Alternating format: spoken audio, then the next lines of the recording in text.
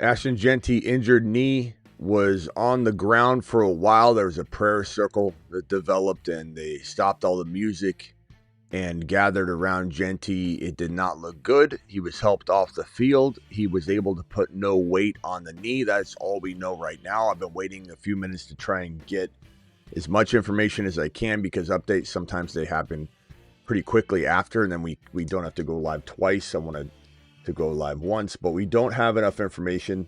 We don't know if it's a torn ACL. We don't know if it's a potential meniscus tear. It could be another type of injury. There was a collision involved that could be bone bruise.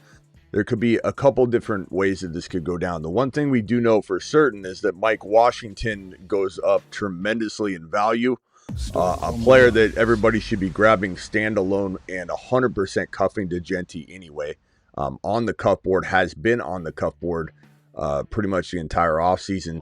Really, you could say this moves, straight to the top if there's even an injury that Jeanty can come back from. So this cuff board, you could essentially just nudge everyone down and say, obviously once or if this becomes bad news, then you're probably looking at some sort of taking of Jeanty and Washington off this cuff board, because Washington then could become a starter. But prayers up. Hopefully this ends up being better than it looks right now. It does not look good. If I had to guess right now, I would say that this is a pretty severe injury that he's going to miss some time from because he couldn't put any weight on it at all. Sometimes a bone bruise can cause that kind of impact initially when you're stepping on the knee. So we just kind of have to wait and see. But more information to come. The Fantasy Football Show Breaking News Edition begins right now. File on in. Live from the FantasyFootballShow.com studios. It's the Fantasy Football Show.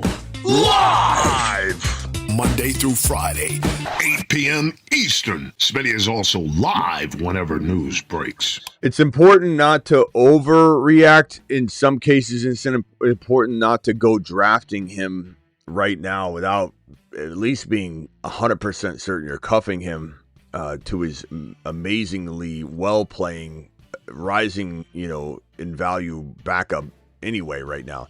So Mike Washington, if you haven't been paying attention over the last, handful of weeks, has been looking phenomenal. So much so that Worried Williams will say things like, are we worried about... No one's worried about Mike Washington taking Ashton Jeanty's workload. They're going to run the ball a ton.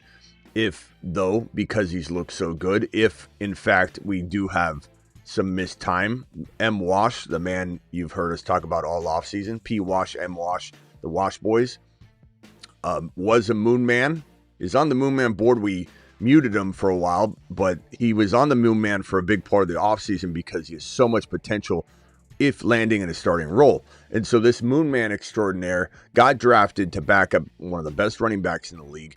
And so we did take him off the Moon Man list for that reason, because we don't want to promote him to be a Moon Man when we're a big Ashton Jeanty people is a confusing message to make. But the fact that this man lived on the Moon Man list prior to getting drafted onto an NFL team shows you how much we love Parker Washington on this channel. Parker Washington is a monster. Parker Washington is a freaking running back one, sitting in a situation where if he gets shoved and vaulted into a starting lineup, especially a Kubiak offense, he would probably produce low-end running back one or at least super high-end running back two numbers. Again, we can't draw too many conclusions here and act like we know what exactly is going to happen here. We could potentially, what are you going to do, punt Jeanty until what pick?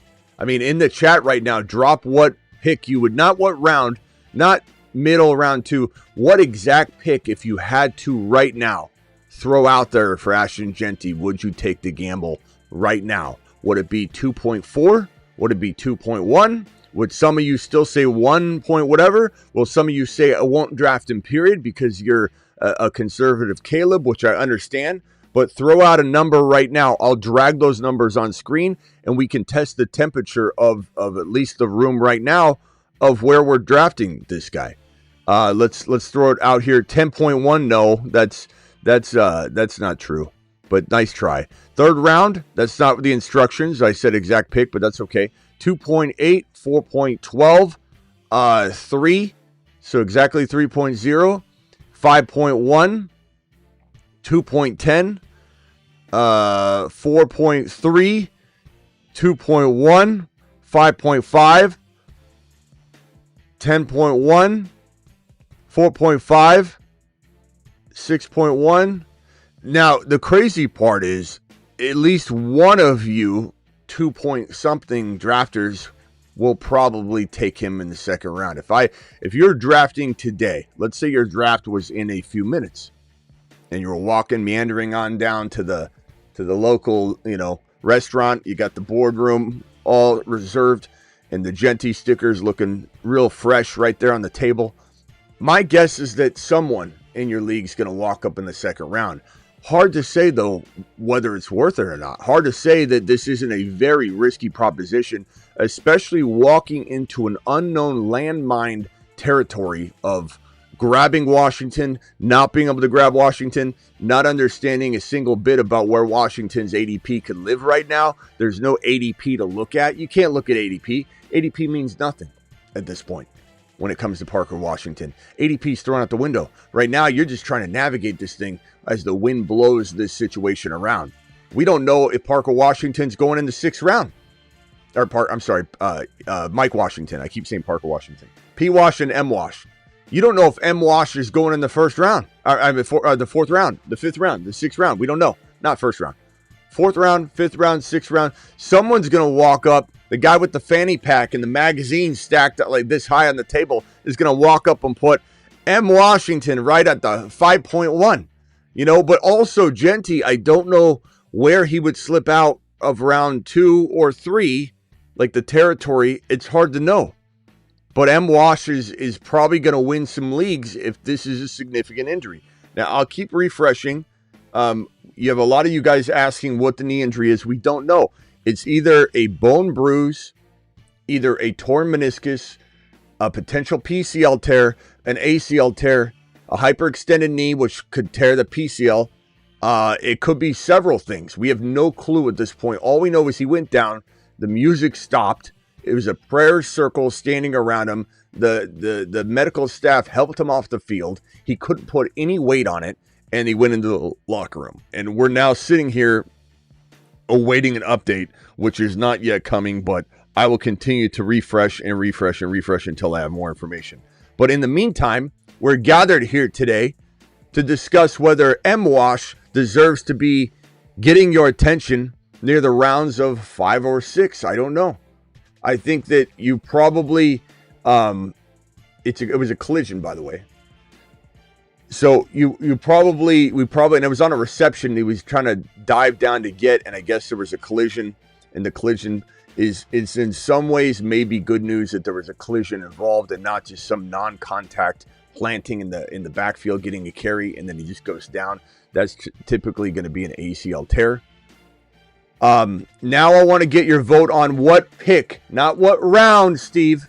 What pick you're drafting Ashton or Mike Washington in? What pick exactly? 6.2, 7.3. What pick are you drafting M. Wash in your draft if you're drafting today? Throw those numbers out. Don't throw ridiculous numbers out or I won't put them on screen. We got a 7.1. We got a 5.10. Those are reasonable numbers to see. 5.3, 5.4. I get it. 10, 1.1. Nice job, JC. Wait for us to not use your vote ever again. 8.3, 6.7. We'll never click on JC's vote again. 6.8, 7.6, 8th round. Great day for those that had Mike Washington.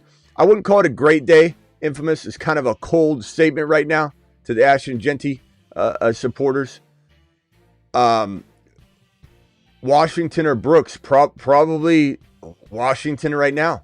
7.0. Good luck getting him, Eddie. You're probably not going to have M. Wash on your team. Hey, Kenny, go ahead and wave goodbye to M. Wash. You're not getting him there. 6.5. 9.3. Gene doesn't want to own M. Wash. Some of you, Blitzen, say goodbye. You ain't touching them. Some of you that are putting 9 point whatever, I think you have Jeanty and you're just kind of trying to make it feel a little bit better, which I understand. 6.1, you might have a chance. 7.1, say la vie. Say goodbye. Wave bye to M. Wash on the train as he's got his bag packed. 5.2. The truth of the matter is, guys, I see a lot of 5 and 6 round territory.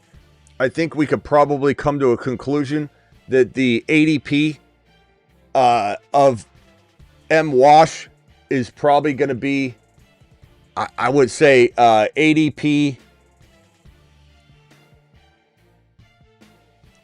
I would say 5.3 to 6.5. Which is early. Which means you're taking them in a crazy territory that doesn't allow you to get Joe Burrow anymore. Drake May. So that is massive. Now, if let's say Jeanty is out for the year, M. Wash is going to get a lot of work and he's going to be used tremendously. But Brock Bowers does go up in value. He certainly does get more and more work. How much more? A lot, a significant amount. Maybe it turns him from a mid second round pick to like a 13, 14, 15 overall player right now. The question would be, do you know how to draft a team around Brock Bowers early drafting? Can you draft a tight end at 12, 13, 14, 15 and still survive? Now I'm on the clock in so many leagues right now where I can take Mike Washington, and I'm on the clock in literally 25 leagues right now. So I'm just going to pull up the Mike Washington queue and just start smashing Mike Washington in every league that I'm on the clock in, because I'm on the clock in a handful, about, like I said, 20, maybe even 30 leagues right now. So I'm just opening up the app. I got an hour and 57 minutes left on this clock. Let's see where M. Wash is. Let's scroll all the way down. M. Wash, boom. Just going to draft him in about 25 straight leagues right now. Let me buy myself some time, 2 hours and 18 minutes till my next pick, okay? How do we react? What do we do? I'll open the phone lines in a minute. Travis, if you're out there, you can dial in if you want. Landman in the building over on the Rumble Zone. Simi Valley, Hunter. We got super chats here. Let me pull these up. Hammer dropping a $20 super chat in the Rumble environment. Appreciate that. Travis is dialing in right now. I'll open the phone lines to everybody else in a minute, so just hang tight. Let me read these super chats as they're coming in, because we got quite a few of them to go over real quickly. I might, in the middle of this, ask Travis his opinion, but appreciate the update. Something were to happen, do you see an uptick in Bowers usage? Oh, perfect timing for that question. 100%. Bowers, thank you for the $20 super chat. Bowers is Super chat alert.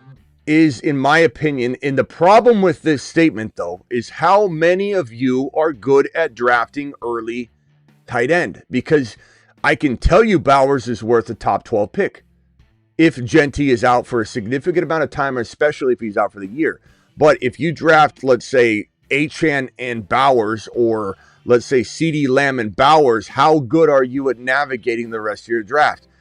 It does put some of you in a precarious situation. It puts some of you in a situation where you don't really have probably the history of drafting early tight end, because it's not something everybody does every year, of making the right built team where you're not feeling like I'm chasing this and chasing that. It's no shame in saying I don't draft early tight end a lot. If you don't draft early tight end a lot, you're not prepared for it.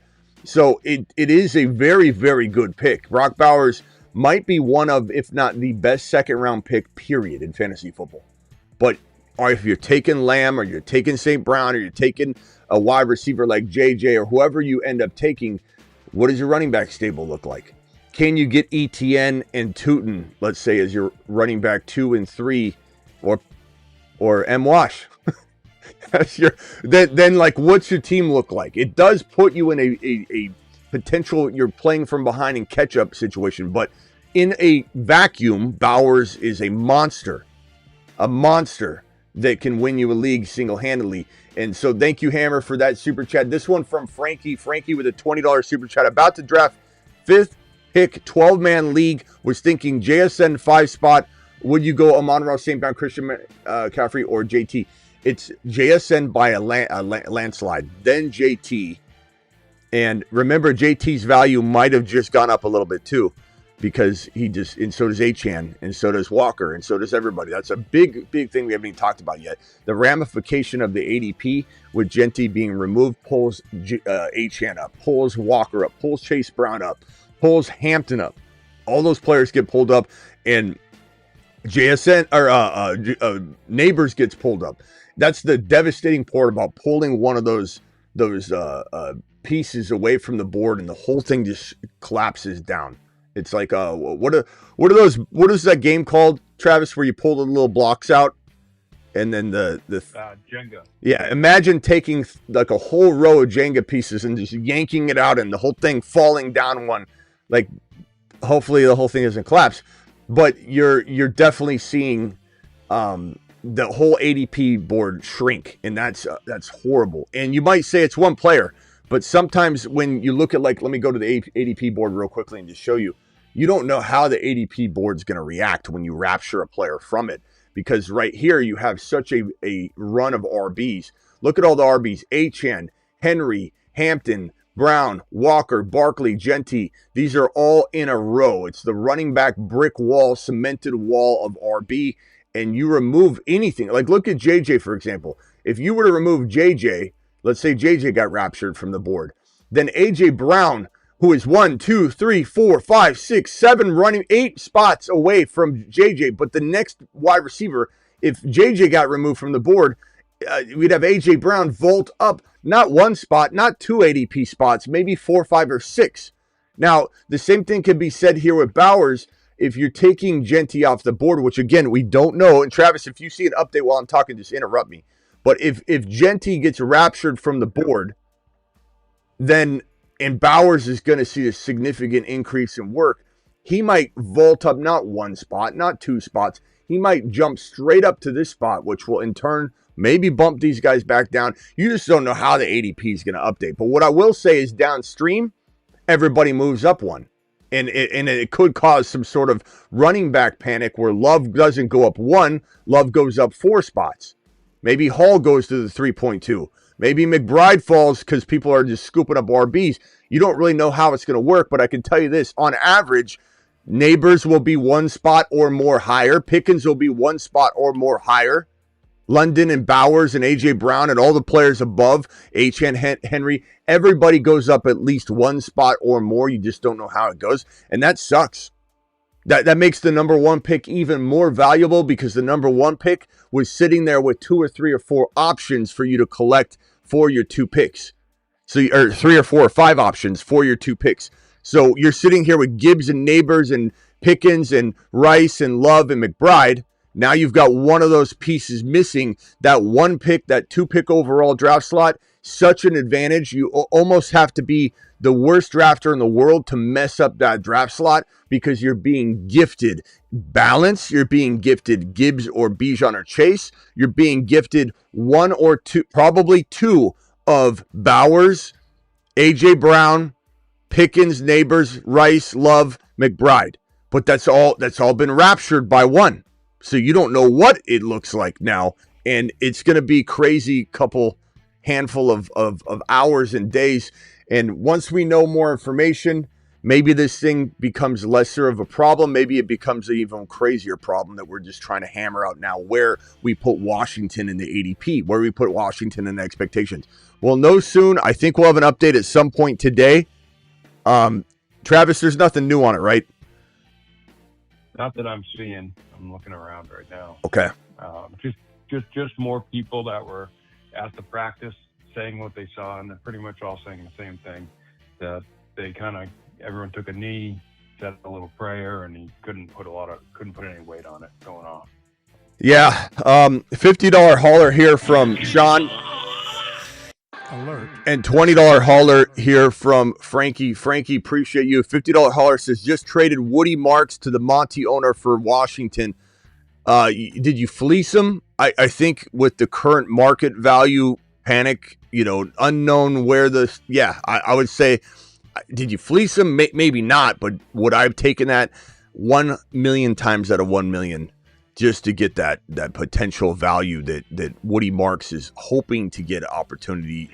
Washington, no matter what's going to get it. You just got to ask yourself how many games will it be? Doesn't really matter. The opportunity itself is worth that cost of entry. So you absolutely, Smitty approves, smashed a trade that I think a lot of us would drool over executing upon now. Just related to that, not that I would do that in a heartbeat anyway, but someone from the Houston Chronicle actually just tweeted out Montgomery and Woody Marks might not be 50-50, but will be close. Yeah. So home Woody Marks run. is trending up, but Washington has huge. About to draft the 5th pick, 12-man league. Was thinking JSN at the foul. I just read that one. Thank you, Frankie, again for that $20 super chat. You straight up savage and monster you. I'll get to the rest of these super chats in 1 second. Any $20 super chats get immediate attention. We have another one over on the Rumble space over from Hammer. Hammer, appreciate the super chat. Let me hit this real quickly. Guys, we have no, if you're just joining us, we have no, It's hammer time. we have no update other than Jeanty went down. The team circled around. They stopped playing the music. It was serious enough for everybody was attending. It wasn't like, oh, Jeanty's over there, on the ground and everyone's still doing workouts. Like everybody gathered around. It was such a big deal. The trainers and medical staff helped Jeanty up. He was down for a while. They walked Jeanty over to the sideline. He couldn't put any weight on it. And then he went to the locker room where they took him back. And so we have really no information. The only updates we've had is that Jeanty couldn't put any weight on it. And that's the concern. If you're watching us right now, we have 1.1 thousand people in here on the YouTube channel, 1.1K. We've got thank you all the Rumble people, and we got, I don't know, probably like 2,000 on Twitter right now watching. So if you're on Twitter, make sure you're subscribed to the YouTube channel, so you're always up to date. But we got 3,200 people in the building right now. Okay, Travis, let me throw this up here on screen real quick and read this, and then we'll go through the super chats, and then I'm going to ask your opinion as we go. We'll open phone lines in a bit, guys, so don't dial in yet. Do you have a current players in the second dropping to the third? Appreciate you. Thank you for the $20 super chat, Hammer. What do I think players will drop? The only thing that made me, like you, if you heard me when I first broke this down, was there's maybe a chance that I don't know that anybody's dropping. Everybody's going up. But the only thing I could see people doing potentially would be like, let's say people are already doubting a Devontae Smith climb a little bit. I think he's getting to his ceiling, or someone like McBride, people have questions about, or whatever, that the running backs could vault up 1, 2, 3, 4 spots and move some of those non-running backs down in round 3. I don't know about anything in round 2 moving down. I don't see anything like that happening. I just see the guys that are cemented into this 2-3 turn moving up because everybody's feeling pretty secure about it. And then Love may be leapfrogging Rice. Hall may be climbing over Devontae Smith. Potentially Kyron going higher. Javonte going higher. ETN could go into the bottom of 3. I think the reaction will be RB related that pushes, if anything, people down in 3 or 4. But I think you'll have nothing but like I told you, pull a block out of the Jenga game, and 3 blocks out, and the whole road just falls down. I don't think we're getting any breaks here, except for maybe something the third gets jostled around differently. But it's a good question because you just don't know, as I said earlier, how the ADP is going to shake out. But we do know in rounds, well, really pick 8 overall down to 3.1, 3.2, 3.3 is all just smashing upward, unfortunately. And that's going to be a devastating thing to a lot of people that are drafting in the 5 pick, 6 pick, if they don't get the players that they were going to get. This right here just got Washington at 9.1 in best ball, my squad. I think I've got 20 to 30 pick teams that are on the clock right now because I drafted so many teams that are slow. And I'm just going to go in there and grab Mike Washington. I'm sure people are pissed at me because I've been on the clock for 7 hours in a lot of those leagues, but I've got just this slew of teams that I'm on the clock, and I'm just going to grab Mike Washington in all of them and just that's the benefit of having that kind of situation. Let's see here. What do we have here? Just got Washington. Oh, I just read that one. Thank you, pal. Appreciate you. And then you dropped another one, which I appreciate. Dynasty got Jeanty 1.7, Coleman, Washington possible. You could maybe, you mean trade Coleman for Washington? I think you could, but there's some pros and cons to that as well. If let's say this thing went awry and Coleman does become a starter, and then Washington eventually, maybe starts week 1, but like doesn't start all year if Jeanty just has like say a bone bruise of some kind, or a PCL sprain or some sort of MCL sprain or something like that. But, I think, and especially this being dynasty, Coleman might have maybe more value than Washington probably does in dynasty, because Washington, as much as we want to get excited about this situation, he's not taking Jeanty's job. Let's be very clear about that. And Dylan Lobb, or Lobby, however you say his name, has looked really good this offseason. He's a really good pass catcher. So in Washington, we know, can catch it, but he's not like an elite pass catcher like Jeanty. So, he could be a little bit limited, not to throw water on the situation. I love Mike Washington, but just for that context, when you're saying Coleman versus Washington. Yeah, but for anybody that thinks Washington's taking Jeanty's job, they don't know football. Like, they don't know ball at all. So that's ridiculous. But there's nothing wrong with saying, but Smitty, is Coleman guaranteed the future job in Denver in the next year? No. So getting the Washington Jeanty combo cuffed in dynasty might be more important than taking the good gamble on Coleman rising up and being the sole starter at some point. So I don't hate this. If you want to sleep better at night, this is not a bad move, bro. It's completely understandable to do that. Atwell with the $20 super chat. Appreciate you, young man, coming in strong with the 20 wad. You monster, you.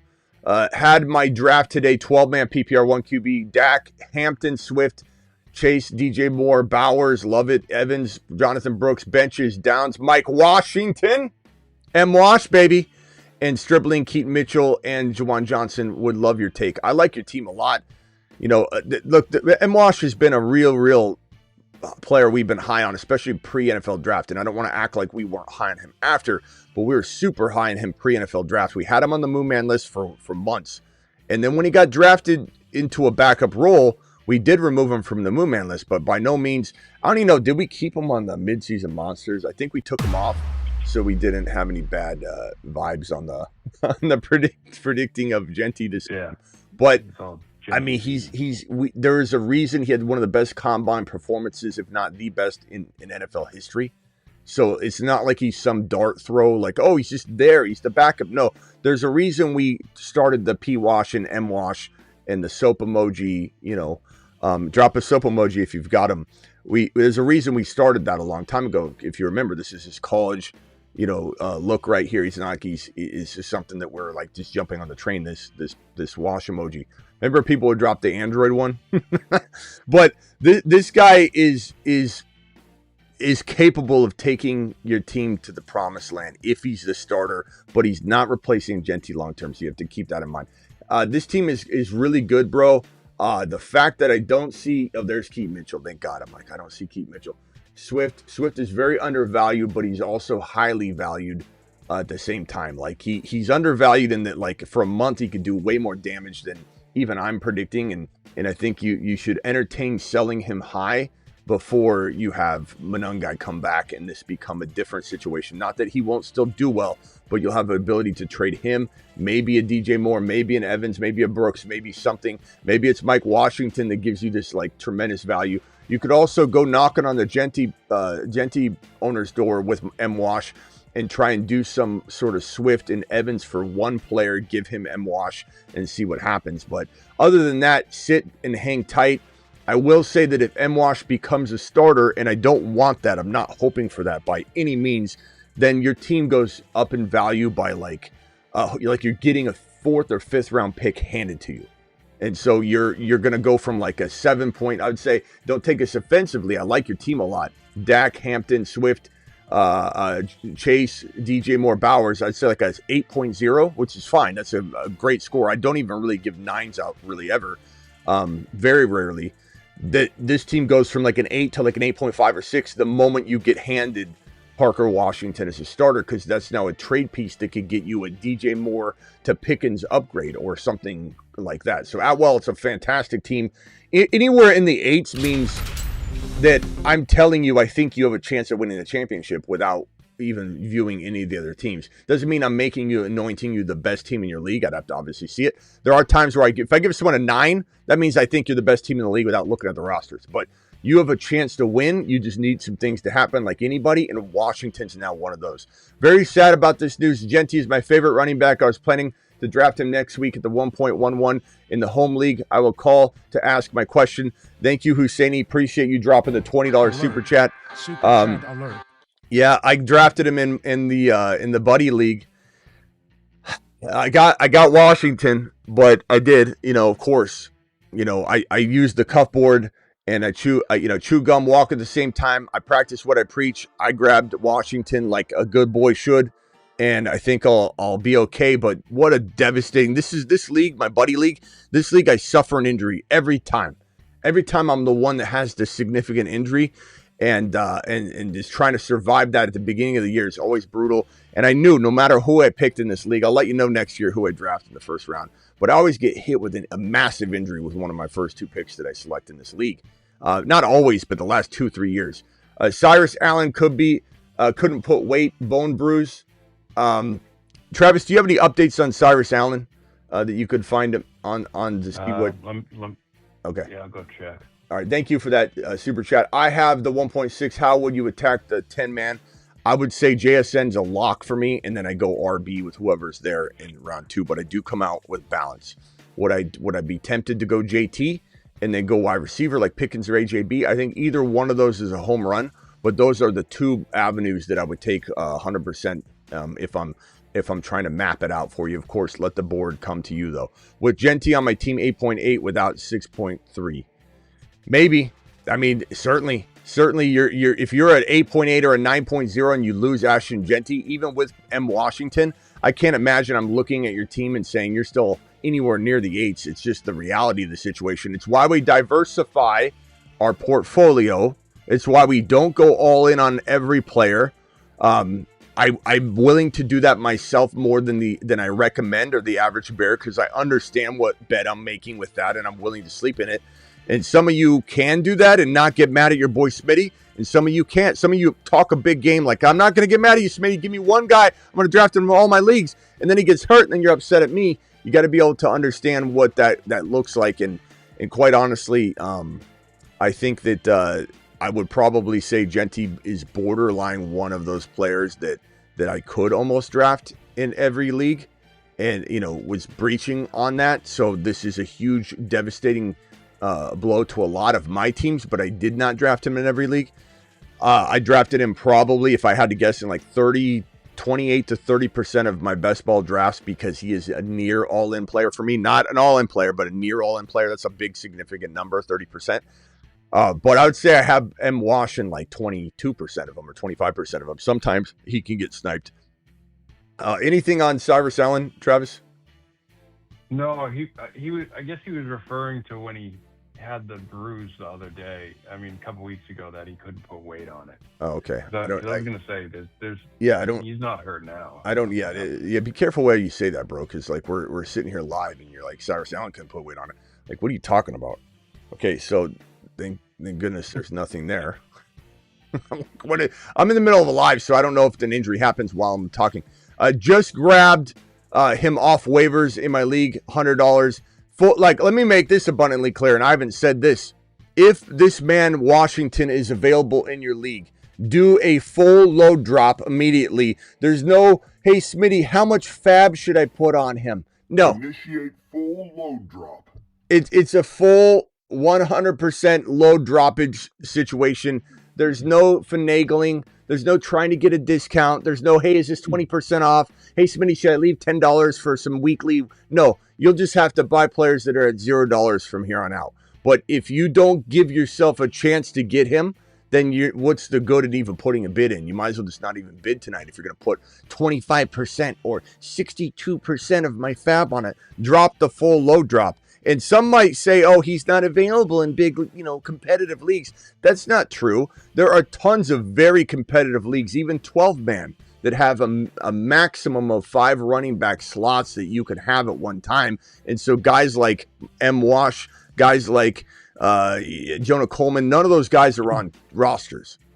And that doesn't make your league bad or a grandma league. It's just a roster requirement, which I don't like, by the way. I hate leagues that say you could only have 5 running backs. It's like, who in the hell are you to tell me? It's like telling me I can only have 2 pieces of meatloaf. When Ma pulls it out the rack in a few minutes, of course I'm having as many slices of meatloaf and as much ketchup as I want. Just like you should want M. Wash in your draft, but you can't because you can only house 5 running back spots. So yes, you need to drop a full load drop. And it has nothing to do with how good your league is if M. Wash is available, even though you like to pretend that, Steve. Okay, this one here, tempted to offer Cook and Ray Davis for Jeanty and ETN. Well, I don't think this is overcome. You do tend to do unorthodox things, like when you're at the 1.1, you draft Bijan, and then you don't draft. You draft, like the draft the other night. I don't know what it is about you trying to go in this weird direction all the time instead of just taking the easy path to victory. I don't know if you've noticed that about the way you build, and I love you, Overchem. You're awesome. I don't want you to take that a negative way. Just a food for thought for you that maybe sometimes you're always trying to go the sideways route. Chutes and ladders. You're trying to climb up that ladder every time instead of going just consistent and steady. But this, I will say, off of the back of that, this isn't the worst idea in the world if you believe that ETN could actually hang with James Cook, and then you're getting that upside of Jeanty in case this thing goes the right way. But it is a big risk. And it's one of those... Dynasty, how do you feel? Oh, is it Dynasty? Oh, yes, it is. Dynasty. And then he asked, should I include a 27 first? Which I don't know if I do that. But Dynasty, I for sure do that. Because I like Cook, but I'm taking Jeanty in Dynasty, even if he had a torn ACL. Yeah. I love Jeanty, yes, so I'd do that. I don't know if I'm putting... I guess it depends where the 27 first is. Because you could argue ETN is worth a late 27 first if he can win. Yeah. Overcome, thank you. But just in general, stop trying to reinvent the wheel. Yeah. He goes against the grain. He does. It's like everything. You're like, what if I go ahead and kick myself in the sack here, but then I'm able to do this here? And you just got to try and, win some things. Just grabbed him off waivers in my league for $100. Like I was just saying earlier, that, triggered that conversation. Good job on that. I got offered Olave and Love for Neighbors. Take it. Jeremiah Love and Olave for Neighbors. I would take that. I think Love is pretty close to Neighbor. I mean, their ADPs are right next to each other. Like, I do like Neighbors more than Love in a draft, but give me Love a step down and then give me a free Olave. That's a home run. Right, Travis? You taking that now? Yes, yeah. Keep Puka for a second or Loveland for a 12. It's a 12-man team. Depends. I guess you got to answer this question for yourself. Who is the second rounder going to be if you get the pick back and you keep Loveland? So if it's going to be something like Jeremiah Love and Loveland over just Puka, then I'm taking Jeremiah Love and Loveland over Puka, which is what you're essentially doing. So if that player, because of the keepers, is not going to be that caliber of a player, which I assume it will be, at least a Neighbors or a Walker or something like that, Chase Brown, if you start getting into like mid-third round names, because I don't understand your keeper situation, you're not telling me the whole story, then it would be harder for me to say, go get the second rounder instead of Puka in the second round. But I think if you're talking about a high-level player in that Neighbors, in that Jeremiah Love, in that McBride territory, that player in Loveland is going to beat out Puka Nacua. And especially Puka could still have a suspension. This one here from Tyler. Tyler with a $20 super chat. My guy drafted 2 days ago. Here's my team. Did I already read this one? Hampton, ETN, Dowdle, Rod. No, I don't know if I did. Amon-Ra, Wilson, P. Wash. That's Kraft. That's a good team. I would probably say this squad's got a lot of upside. Dowdle will eventually be a trade piece for you. Jonah Coleman could eventually be a trade piece for you. Parker Washington's going to gain value. I think he's your number 2, not Wilson. Oh, that's Garrett Wilson, maybe. Not Michael Wilson. That's Garrett Wilson. Okay, so Garrett Wilson, Amon Ra. Yeah, really good team, bro. I don't think there's much for you to do other than maybe try and trade.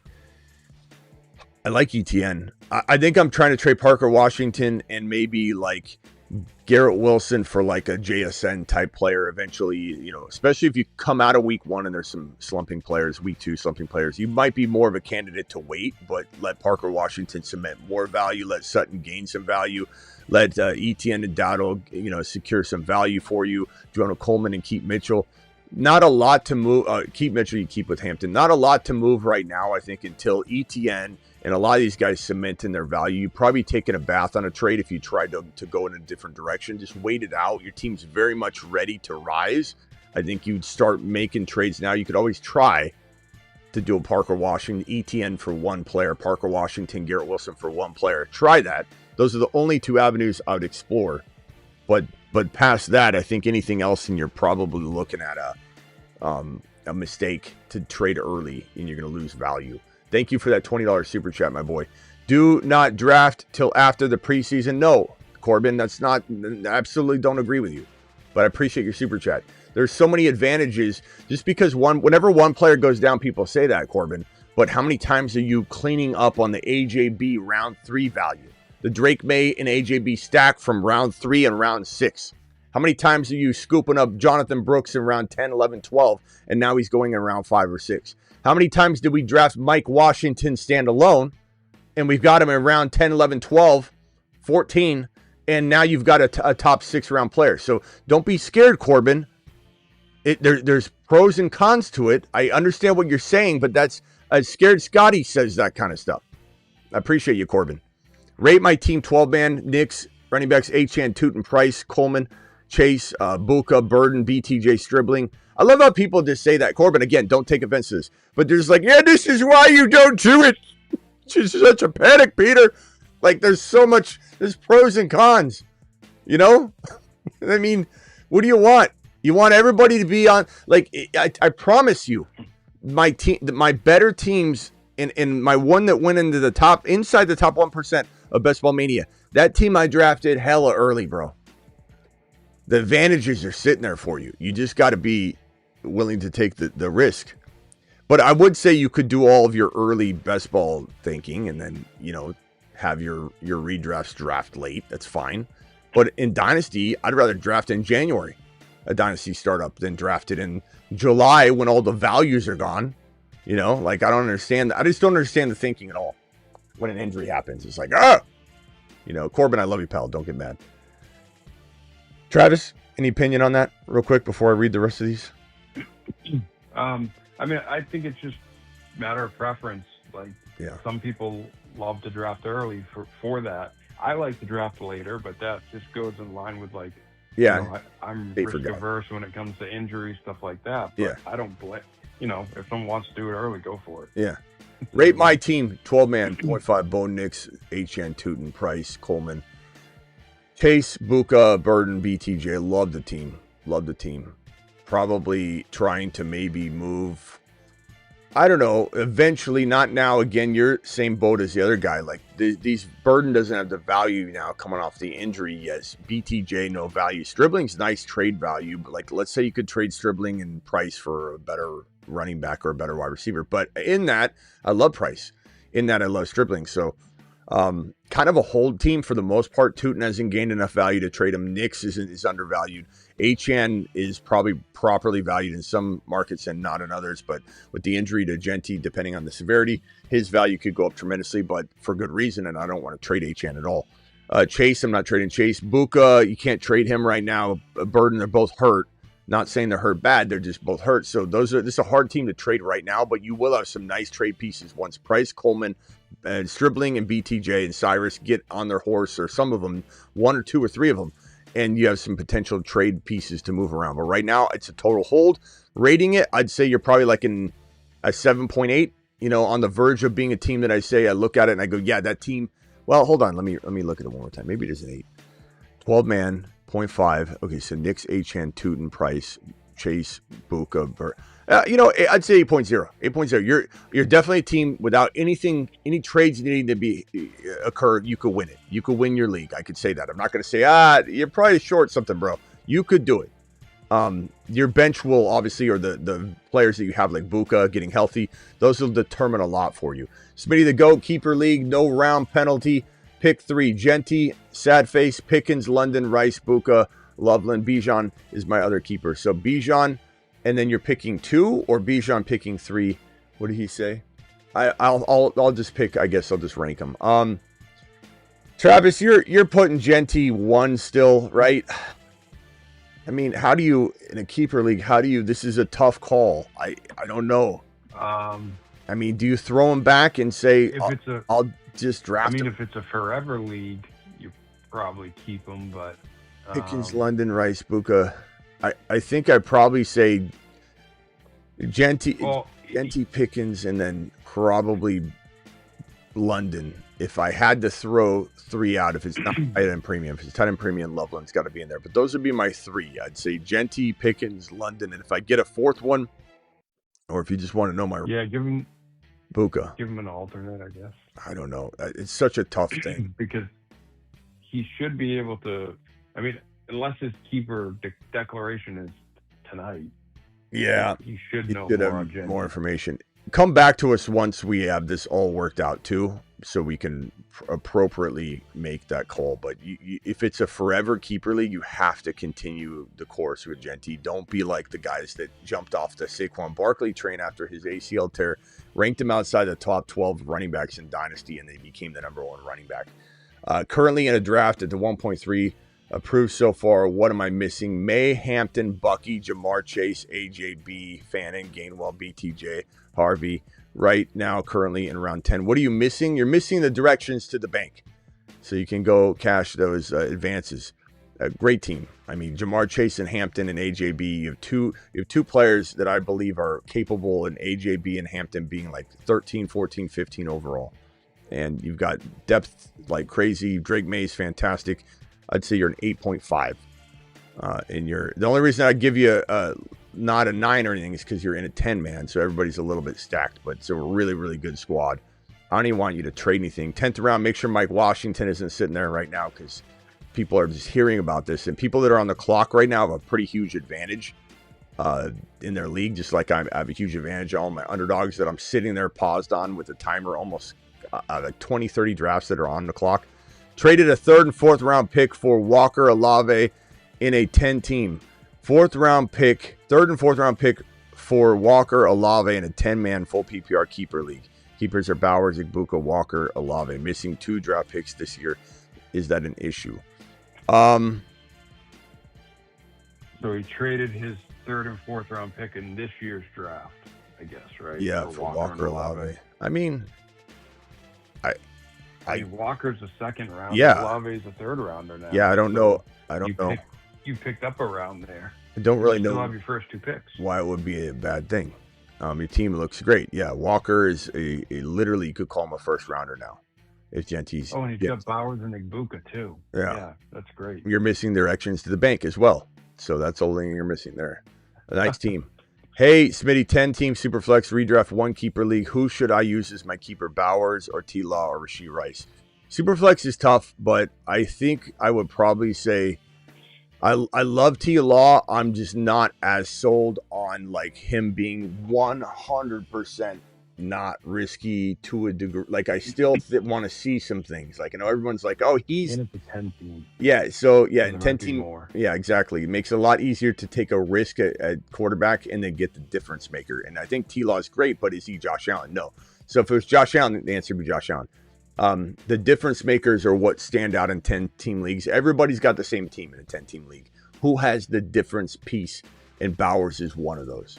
So grab Bowers, in my opinion, and then risk the biscuit a little bit at QB. In a 10-man league, you should be just fine grabbing the quarterback. This one here from Cuddy with the all caps.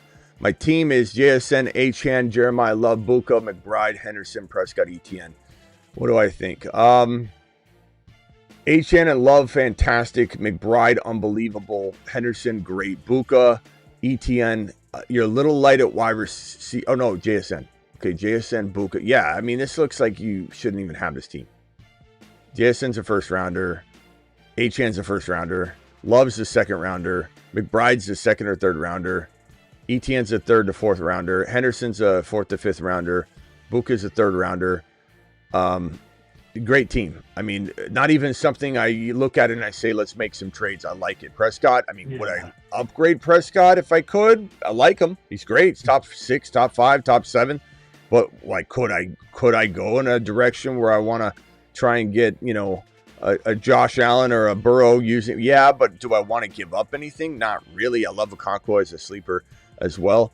I think later on, if Tate gets on his horse, if Etienne looks strong, Henderson looks strong, Buka looks strong, you could consolidate without touching Love, Achane, McBride, and just try and beef up into another JSN type player. Obviously, don't trade JSN or Achane, and just try and trade into another like Pickens type player using like ETN and Josh Downs, ETN and Coleman, ETN and Carnell Tate. But you're definitely wanting to wait because the players that are worth a ton right now, I don't want you to trade. So you're in the same boat as the other two guys. Just wait, but those are the pieces you're going to try and consolidate later. Rookie draft, Coleman or Washington. I'm a Jeanty owner. I would say that it's, if it were me, I probably would want to have Washington, I suppose.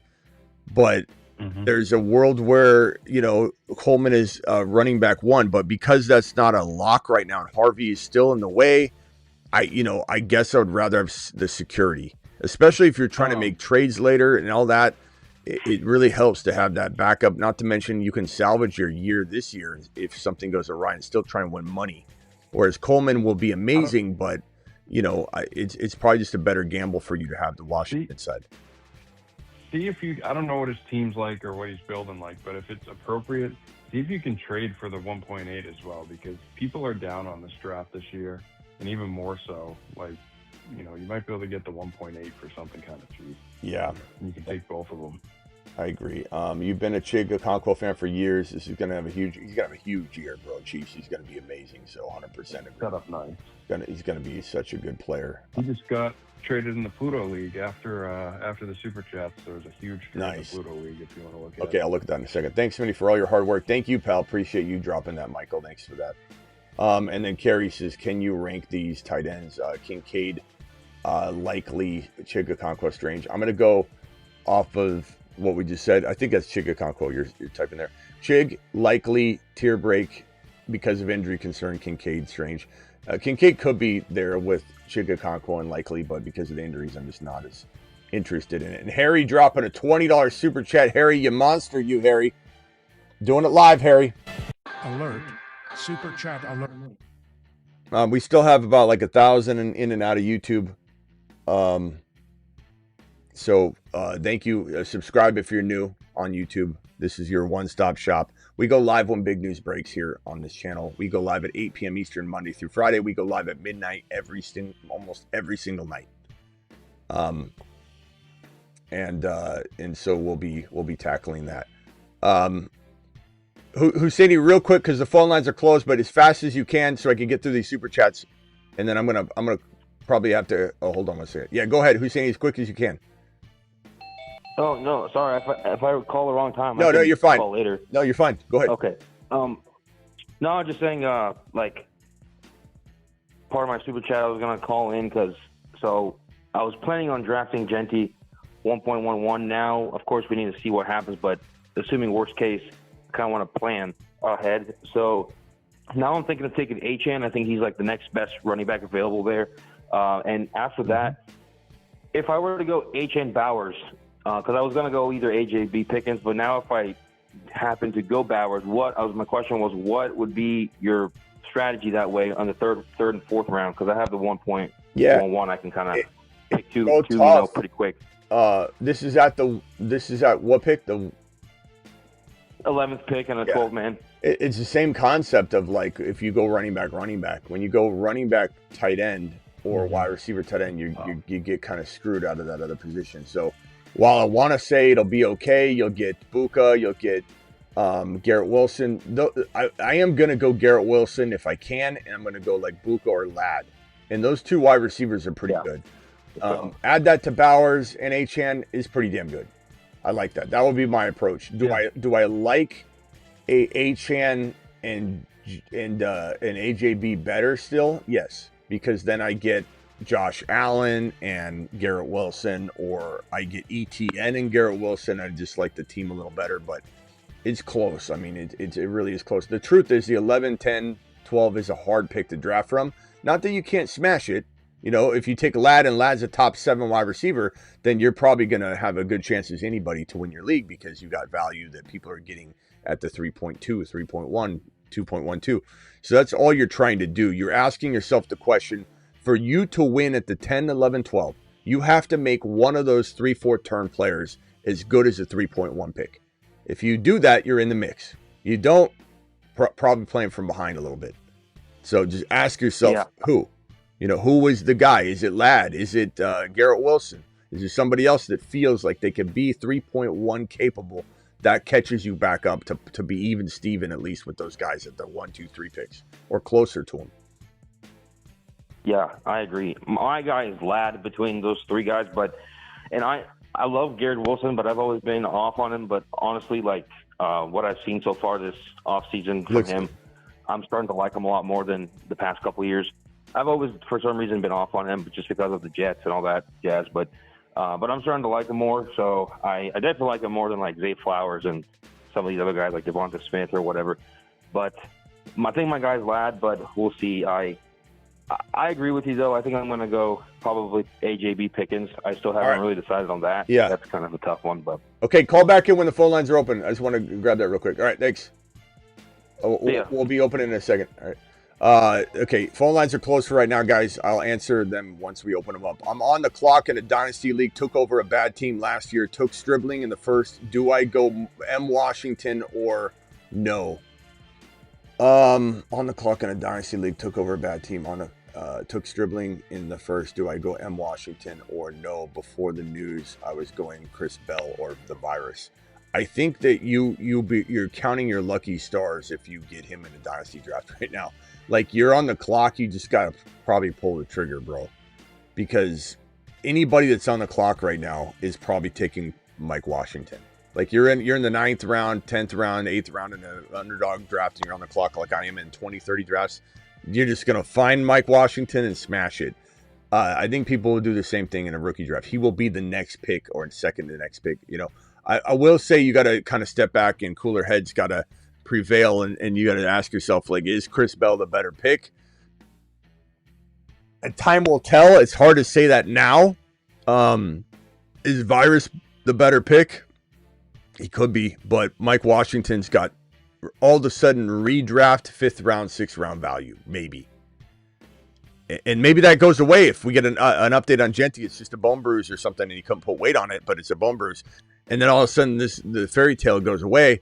So there's a lot of risk involved. But I'll ask you this, like, is Cyrus Allen going in the 5th round of redraft? No.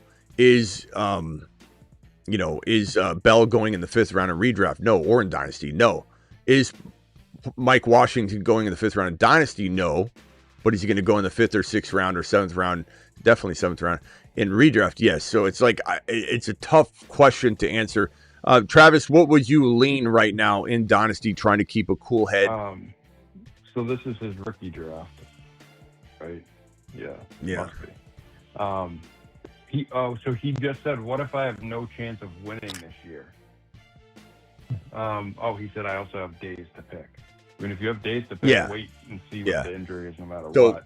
But if you can't win this year, I mean, I'd probably go in with one of the wide receivers, right? Because unless unless you're just drafting for value in the rookie draft. You know what you could do is try and trade, like, see if you can trade down a picker or so, because you're already weighing out between the two, Bell and Virus and Washington. See what the Jeanty owner will give you, too. Yeah, try and move down to 2 spots only, so you get one of the 3. I mean, unless you're decided on one. I don't like having other people make my decision for me personally, but then go to the Jeanty owner and say, hey, what would you give me for this? I'm going to take Mike Washington, and I'm never going to trade him to you. And just see what he says. But I don't know. I guess if I'm trying to answer this, cooler heads prevail long term. I believe that Bell and Cyrus Allen probably do have more value because Jeanty's coming back, right? Probably. So Yep. I guess, I love Bell. I love Bell a lot. I think I take Cyrus personally, but that's me. This one here from Harry. Harry, thank you for the $20 super chat. Harry to the moon. Harry, you still there? Super chat. Sorry about making you wait for a split second there, Harry. I apologize. I put it on screen, and then 12-man league. They're sleeping. I ended May, Hampton, Bucky, Jamar, Chase, AJB, Fan, and Gainwell. Gainwell, Bucky, nice job. BTJ, Harvey, Coleman with Harvey, nice job. Keaton Mitchell with Hampton, so you're good there. Vidal, nice. Mike Washington, wow. Do I drop Vidal for Sean Tucker? I think I do. Although, I don't know if you could drop your kicker if it's not the best kicker in the league. I don't know if you have that listed here. And maybe just hold it all for a little bit. But you're also calling no, you're not calling out anything because you're just picking up Sean Tucker and dropping your kicker. But when you drop Vidal, it will be like kind of a alarm. Like people will be on notice about it and someone could pick him up. But I don't think anybody's grabbing the third player. I think you'll be okay. The problem is if something were to happen, would you be able to get him back in time? I'd say Sean Tucker is more important. He looks good. Scored a touchdown in the preseason game. I would say Sean Tucker, final answer, but very good question. Thanks for all the time you give to us. Thank you, Swaggy. Appreciate the kind words. This one here, trying to go in order in which they came in. 12-man PPR, Dak, Bijan, Hampton, Neighbors, Higgins, Warren, upgrades. The only thing I'm looking to do, love Warren, tight end, Neighbors, Hampton, Bijan. You didn't give me much to work with to trade, but I'd say Higgins. I'm just trying to get out of Higgins and trade upward. Trying to get a Pickens, trying to get a Neighbors, trying to get a Rice, trying to get something a little bit better, Garrett Wilson over Higgins personally. But Higgins kind of goes around Garrett Wilson and Ladd, so you could maybe do something smaller. Higgins with Dak to just upgrade at QB, then pull one of your bench spots into the Higgins spot if you have a good enough bench. Past that, I don't have enough information to really move because I don't want you to move Bijan, Hampton, Neighbors, or Warren. I want you to keep all of those guys. So Higgins in a bench player is probably the only move I could suggest right now if you could give me a bench player or two. 12-man Hurts, CMC, Jalen Warren. By the way, Christian McCaffrey back at practice. Looks pretty good. They said it was a planned absence that he would rest up, but I don't know. I'm still not thinking that we're out of the woods at all because people were worried because right as we were going live, something came out about Mike Evans left practice early, but it also said for precautionary reasons, which tells me it's like a management type thing too. Unless we hear something big, I think all the veterans are getting I think they're doing managed. the same thing. Yeah, right. 12-man. Jordan James was back too. Hurts, CMC, Jalen Warren, AJB, Pickens, Loveland, Hubbard, Michael Wilson, Woody, Malik, Washington, Cyrus Allen. What do I think? I think it's a really good team. I love the AJB, Pickens, Loveland, and I'm just not a huge fan of Hurts and CMC personally, as you probably have noticed and picked up on the channel. Thank you, Aaron, for becoming a loyal member. Appreciate you. Simi Valley says I was offered Jeanty for my Kelsey and a 0.5. No, you weren't. In a 0.5 premium, who cares about Kelsey and a 0.5 premium? You were offered Jeanty for my 0.5 premium Travis Kelsey. Simi, I'd say take a little. This is the first lap we've ever sent Simi on, but take a little bit of a lap for not accepting that immediately. But yes. Yes, Simi, take Jeanty and run. I mean, I don't care about Kelsey. Take the gamble. It's a dynasty, right? I don't know that it's dynasty or not, but you take the gamble on that. Who cares about Kelsey? Yeah, either way. I mean, gamble. I don't know. He can barely run a route right now. I'd take this gamble. We don't know. It's a gamble. You might get 0 out of it, but I'd take it. I guess it kind of also not going to change my mind, but who do you have as a tight end option behind Kelsey? There's got to be somebody else, right? You're not just going with nobody. Let me know what the answer is on that. I'm sure it's not Dynasty. I'm almost positive. But Christian McCaffrey and Warren and Hurts, I'm not a big fan of that trio personally. So what would I be doing? Trying to trade. He's back at practice today. Try and trade Christian McCaffrey down to, the running backs below. Jeremiah Love comes to mind. And then you upgrade either the other running back, or you're upgrading Michael Wilson, or you're upgrading potentially your quarterback. CMC and Hurts for like Burrow and Love, or Josh Allen and Chase Brown or something like that. I definitely think that's where I'm trying to attack this team. But other than that, I love everything else about the team. Just not a huge fan of the Christian McCaffrey. Now, if you're a huge McCaffrey guy and you believe in it, don't let me sway you. Look what he did last year. He could do it again, sure. You take it 14-man PPR. Thank you for that super chat, bro. 14-man PPR. Murray, don't like Kyler Murray as your starting quarterback. Cook, Walker, McConkey, Waddle, Price, likely benches Mahomes. I like Mahomes more than I like Murray, so I don't know why you have Murray in your lineup. Brooks, Corum, DJ Moore. I think you could probably trade Brooks, DJ Moore, Corum, a combination, maybe Mike Washington in your scenario, to try and upgrade like Waddle or I like McConkey, and I like Waddle to a degree, just not his ADP. But Waddle's got such high ADP, I think I use to my advantage, and I'm trying to move him and Corum, him and Brooks, him and DJ Moore to just get some bigger, better player. Throw Mahomes into the lineup. Cook and Walker are fantastic. McConkey's fantastic. Price is great. Brooks will be great. Your team's going to be good, but I think your trade pieces, if you can move them now, like if the Jeanty owner is like really worried, Mike Washington and DJ Moore, Mike Washington and Brooks, Mike Washington and Waddle to upgrade. That's probably your way in. Go to that Jeanty owner now while you can and see if you can just get them to feel like they're downgrading a little bit just to get the security. Rate my team 10-man. Burrow, Cook, ETN, JSM, Pickens, Sutton, Loveland, Michael Wilson, Cyrus, Downs, JCM, Algier, Gainwell, Jalen Warren, Mahomes. Yeah, I like it a lot. Really good team. Not trying to move much, to be honest, except for maybe I'm trying to trade, like, personally, Cook into Jeremiah Love or a Chase Brown or somebody that's slightly below Walker. HN in best ball is lower than Cook, but in some formats, HN's higher than Cook. So I don't know that works, but you try it if it works for you in this league.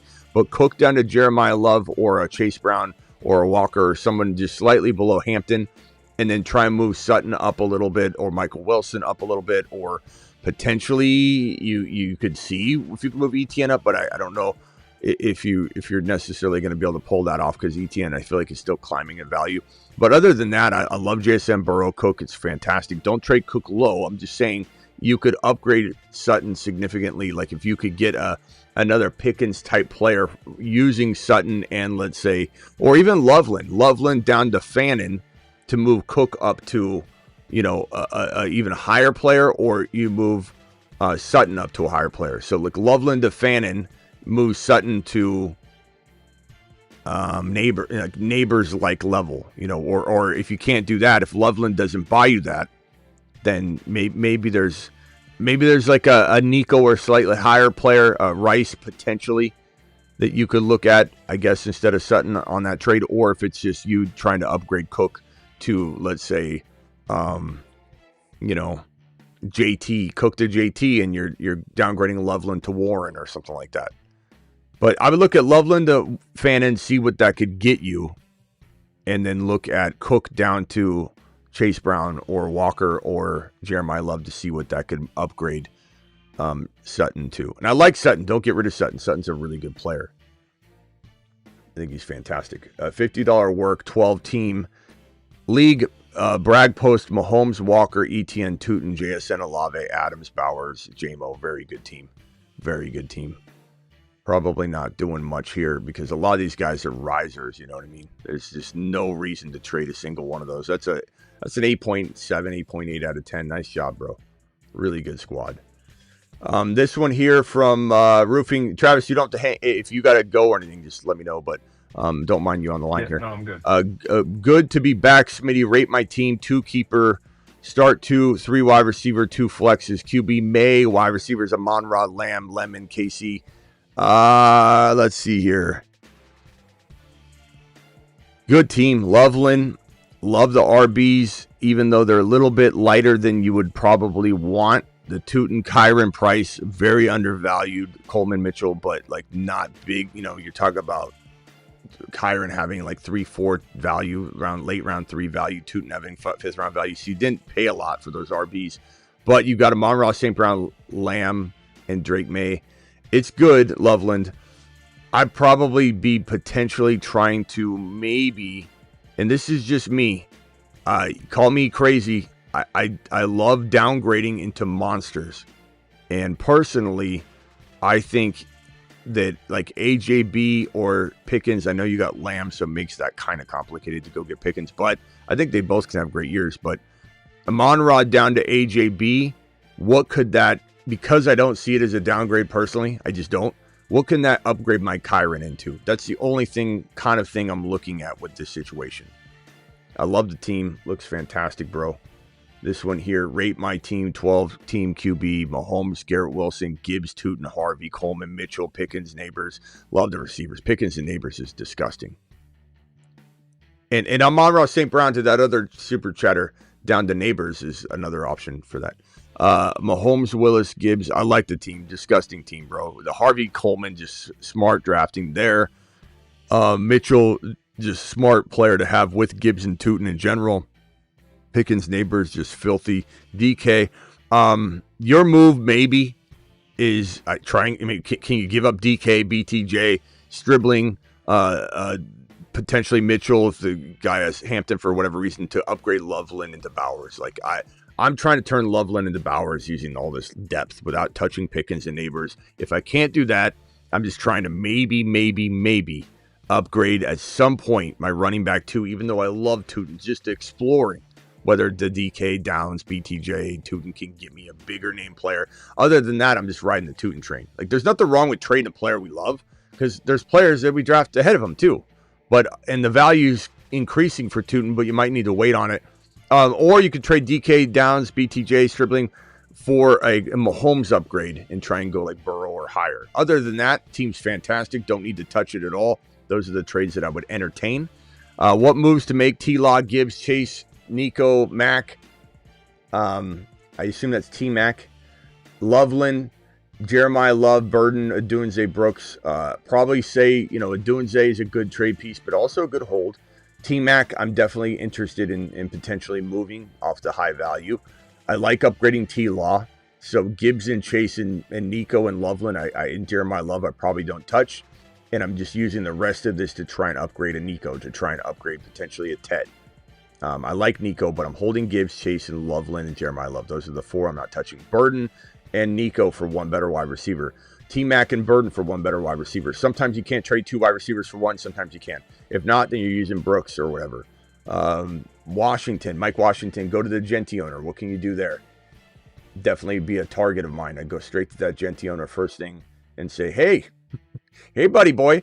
Herbert, Travis, any updates on Jeanty? I don't know if you can just keep tabs on that every once in a while to see if there's. Yeah, I keep looking. Nothing yet. Thank you, everybody in here. We got 3,400 people in the building. A lot of them on, I believe, Twitter.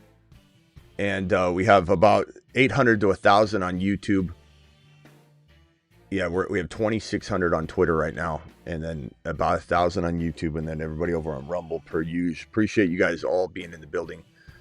Hit that thumb up button. If you're on Twitter right now, if you're one of the 2,000 on Twitter, get on over to the Fantasy Football Show on YouTube and subscribe. I go live when big news breaks.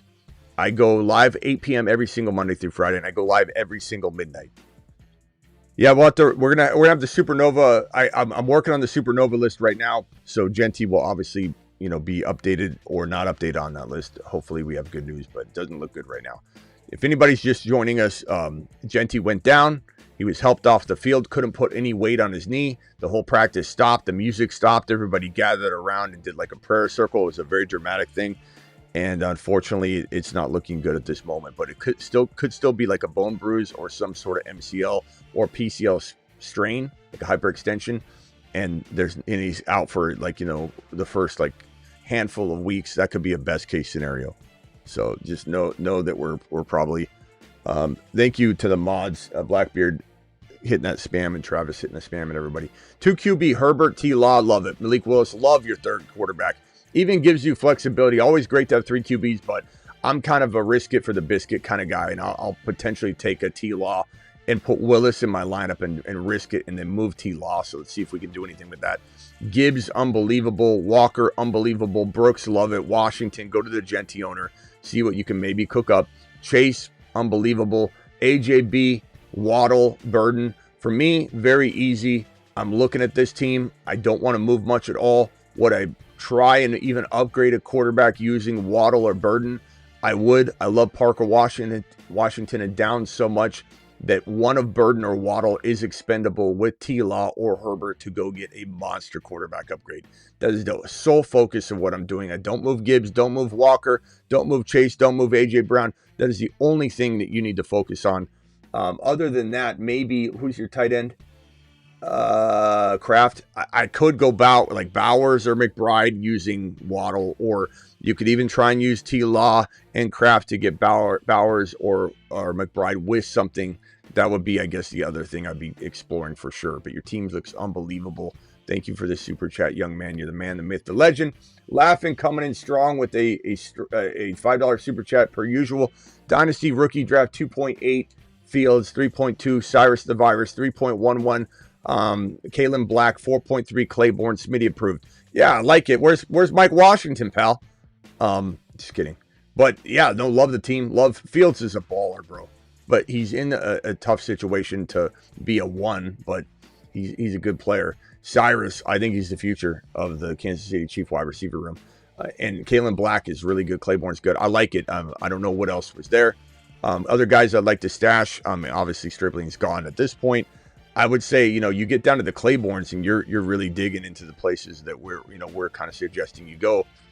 I don't. Travis, do you have any off the top of your head rookies or stashes that would be below Claiborne?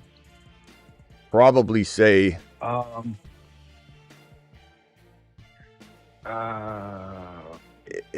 me a second. If Superflex, Milrow, Milton, if Drew Aller. Yeah, Aller, I'd say if that's Superflex, even if it's not Superflex, if we're talking about like other rookies only and we're just digging into the rooks, I'd go to my thefantasyfootballshow.com.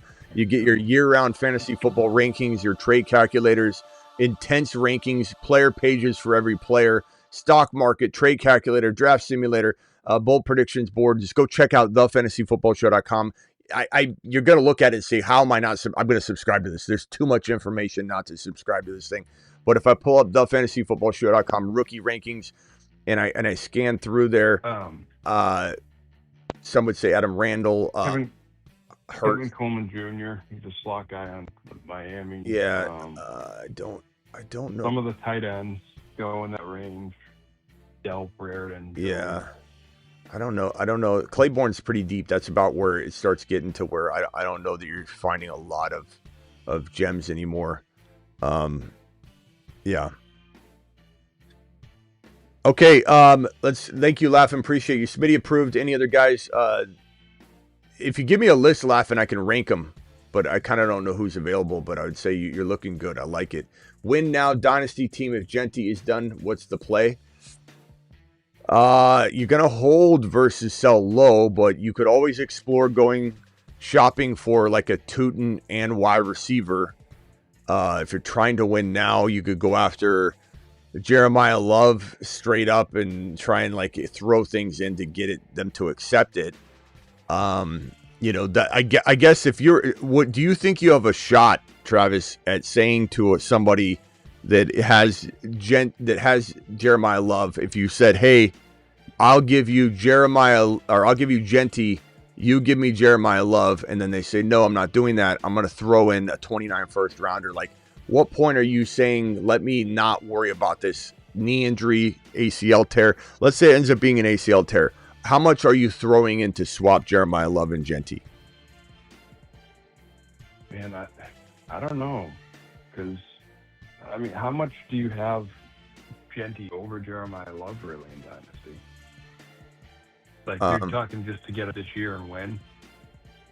Well, I mean, I don't know. I mean, I'd rather have, Jeremiah Love without the year of recovery and all that. So like if Jeanty was out for the year, I would trade Jeanty for Love. Okay, yeah, that's what I meant. I didn't know which way you were. I mean, yeah, first. I mean, if it's not like a really early first, if it's worth it to win now. Yeah. Other than that, I mean, Tootin, what wide receiver would you need with Tootin? How high would you need to go up to trade Jeanty in Dynasty in a win now mentality? I want to win now. It's Dynasty, but I want to win now. Jeanty for Tootin, and what wide receiver does it have to be? I mean, I probably want like at least like a Burden or a McMillan or a Darrell Wilson. Would the chat? To me, Jeanty's worth a couple, 2 or 3 first. Chat. He's hurt now, so that takes it down a bit. Simi says that is a redraft. Yeah, I'd take Jeanty, but we don't know. It could be torn ACL. You could be getting nothing, Simi, really. But who do you have as a backup tight end in that Kelsey scenario? Chat, vote on whether you would take Garrett Wilson and Tootin for Jeanty in a dynasty win now. I don't think I'd do that now, but if he's out for the year, I don't think I would. I don't know. I don't think I would do it. Personally, I'm waiting. I'm not trying to. I mean, I know you want me to answer win now, then go after Jeremiah Love. If you want to answer to win now, go after a wide receiver that goes somewhere in the territory of Jeanty, even if it's like 10-7 picks down. I'm not trading Jeanty. It's hard for me to get in that frame of mind and say, I'm just going to win now and get rid of him. What's up, Smitty? If Jeanty happens to be out for the year, we love Washington Jr., but do we think that they bring in help in the running back room? I don't think they. I mean, they could, but I don't think that's going to be help that's going to take over the top 2 spots. Both running backs have been looking great in Washington. They have the system down. It's a little late to start learning, what Kubiak's going to want. I no question is it going to be Mike Washington. They're not bringing in somebody. Who are they going to bring in? Who's even out there? Najee's on a team. There's no one's going to be able to come in and would they trade for a Connor or a Benson? They're not going to climb up. I have 0 chance of unseating Washington. Washington had seen people say Connor. Yeah, no. Connor. Can you imagine Connor? Imagine being scared of James Conner. I don't think he's healthy enough to be traded. By the way, James Conner. Come on, they got Rick. Washington. They got Dylan Lobb. Connor wouldn't even drafted Roman Hemby isn't bad. Connor wouldn't even unseat the number 2. Not even. First of all, he's not even healthy to be traded. He's not even healthy enough to be traded. Rate my draft. How can I improve? Bijan, Bowers, Jacobs. Trent Jacobs is how you can improve. Egbuka, Tootin, JD5, MHJ, Manungai, Stribling. Jacobs was a mistake, huge mistake, Jake. But you can get rid of it. He's got decent value. Love Tootin. Tootin and Bijan are your running back 1 and 2. Bowers, fantastic. JD5, unbelievable. So maybe Josh Jacobs and MHJ, maybe Josh Jacobs and Stribling. Stribling's got a lot of high value. I like him, but it's fun to move that kind of value too. So I would try and see what Jacobs and Stribling could get me one player wise. And I think because I love Tootin, I'm exploring a wide receiver or a running back. Very much, probably more so a wide receiver because you have Egbuka and nobody else. So if you could get a player higher than Egbuka and Josh Jacobs can go in that territory, I think you throw in an MHJ or a Stribling, you should be able to go a little bit above the Egbuka. So Garrett Wilson or above added to this team would be pretty nice. I think that's where I would explore that, Jake. Jake, thank you for the super chat, but get rid of Jacobs and do it live. Don't sell him to the lowest bidder, but get rid of him. Hey, Smitty, the Jeanty owner has DJ Moore. And I have Allen. Would you trade Tootin for DJ Moore? I personally wouldn't, but it's a very understandable trade. If you need a wide receiver, DJ Moore could be that good. I personally going to bank on Tootin myself, but you're not crazy to want to go in either direction. Your wide receivers are Ladd, Evans, and Parker. Washington, Wandell. Stribling might have to take a lap. Just curious. I think to me, I like DJ Moore, but I like Tootin more. I'm not doing that trade, but I understand where you're coming from. And you're not wrong to like either one over the other. Honestly, they're so close, bro. They're so close. Travis, do you have a lean there?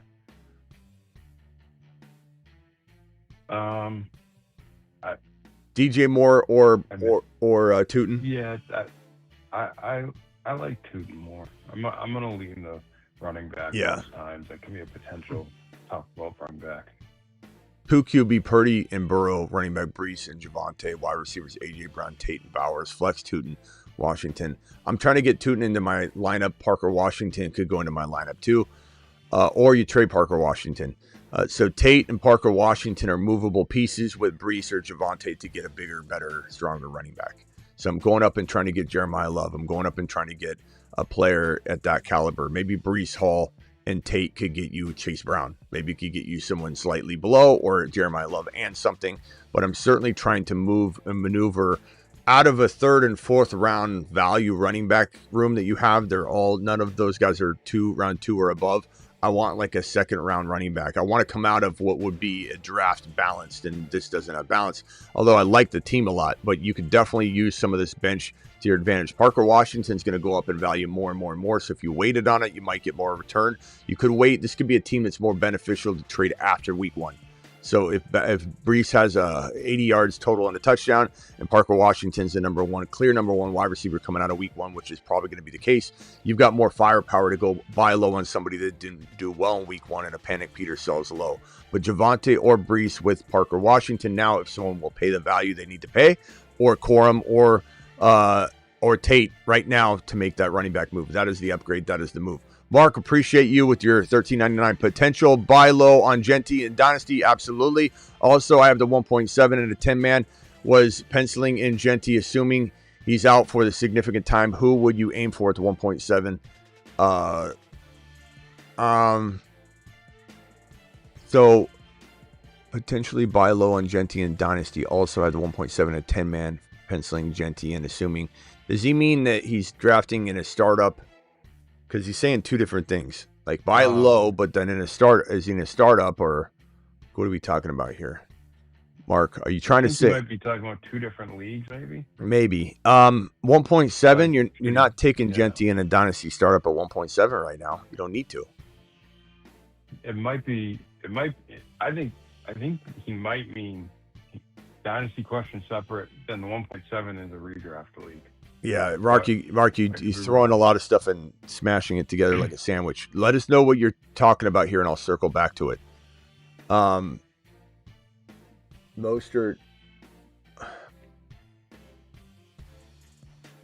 no. Gibson, no. To help out M-Wash, no. Come on, guys. A lot of panic Peters start trying to panic about everything. You're like, what about M-Wash? What if he just gets the trade for James Conner? What if they bring in Mostert? Come on, guys. You guys are doom and gloom. You're looking for stuff. Trade Jeanty for Rice and Jordan Mason. Or no, Rico. Is that Rico? Oh, I thought it said Rice. Rico and Jordan Mason. No. I mean, if it's redraft, I'm waiting, man. I might get burned tonight. I might say Jeanty's out for the year, but I mean, you're going to say I should have took Rico. I didn't take it. Like, I'm not trying to argue against you, Matthew, but I'm not doing like that. Could go worse. That could go totally, that could be so much worse if you do it. He has Mike Washington anyway. Yeah, I don't. That's what I'm saying in the chat. So. Bro, somebody's ambulance chasing. I'm definitely giving up Rico's for Jeanty, even if it's like 80% he's tore his ACL. Like I'd take a gamble. I don't know. I'm not doing that. I know you're gonna regret it if he's out for the year and you're gonna say I could have had Rico. Then do it. If you feel that strongly about it, do it. Come back and tell us the story. But I couldn't do it. I'm not Smitty disapproving it, but I couldn't do it. And Mark says two different scenarios, but Mark, we still don't know what the scenarios are. The second part is he said the second part is redraft. Okay. On the 1.7 and a 10-man, penciling in Jeanty, assuming he's out. Would you aim for at 1.7? JSN if he's there. For sure, Mark. JSN for sure. And then if he's not there, JT, and if he's not there, then, I mean, St. Brown's always safe. Lamb is solid. I don't like JJ there personally. I feel like you're going to get JT or JSN. And so that's probably my preference there for sure.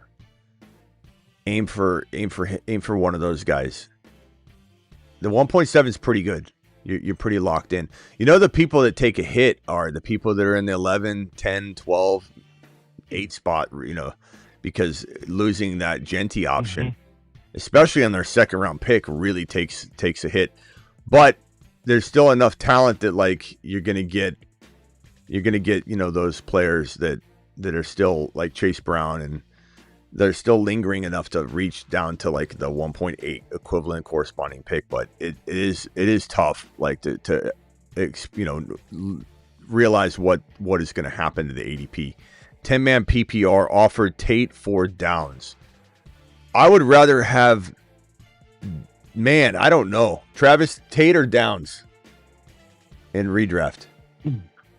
Kind Kind of like Downs for safety, Tate for higher risk. I was higher gonna say, yeah, if you can take the risk, go with Tate, because like, you know, he could really have a huge season if everything clicks. But Downs seems safe.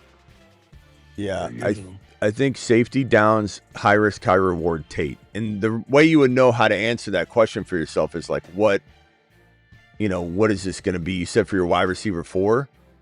I think you could probably take the gamble on Tate for that, but I don't know. I think Downs is really, really good, man. I'm going to say Downs, final answer for redraft. Dynasty, of course, I'd say Tate. But, you know, rookies go up and down. They hit rookie walls. They get injured. Like, there's Downs is really nice. It's for redraft. 2 different questions, Smitty. Thank you, Mark. Appreciate you. Yeah, so that was the Jeanty question he had, right? Yeah. So JSN, JT for sure for me. And if not, then I guess Lamb or St. Brown. But I'm going to go JT or JSN, with JSN being my number 4 or 5 overall player. Juwan Johnson or Chig Okonkwo for me all day long. Juwan's barely drafted. Chig Okonkwo, I guess he's going late too, but also where the Gunners are right here. But I will probably say Chig Okonkwo has the best chance of being a top 5 to 7 tight end. Top 7 to 5 tight end for sure. The best chance of it, not a guarantee. Official prediction, James Conner to the Raiders. I mean, okay. If he is, he's a waste. I wouldn't pick him up. Right. I don't own Jacobs, but Lloyd is available in Dynasty. You got to grab him. He's got great trade value, and I'm climbing my expectation for him is climbing. Yeah, I mean it's the same. Brooks is a better like player or better prospect, or whatever, but it's the same thing as Brooks.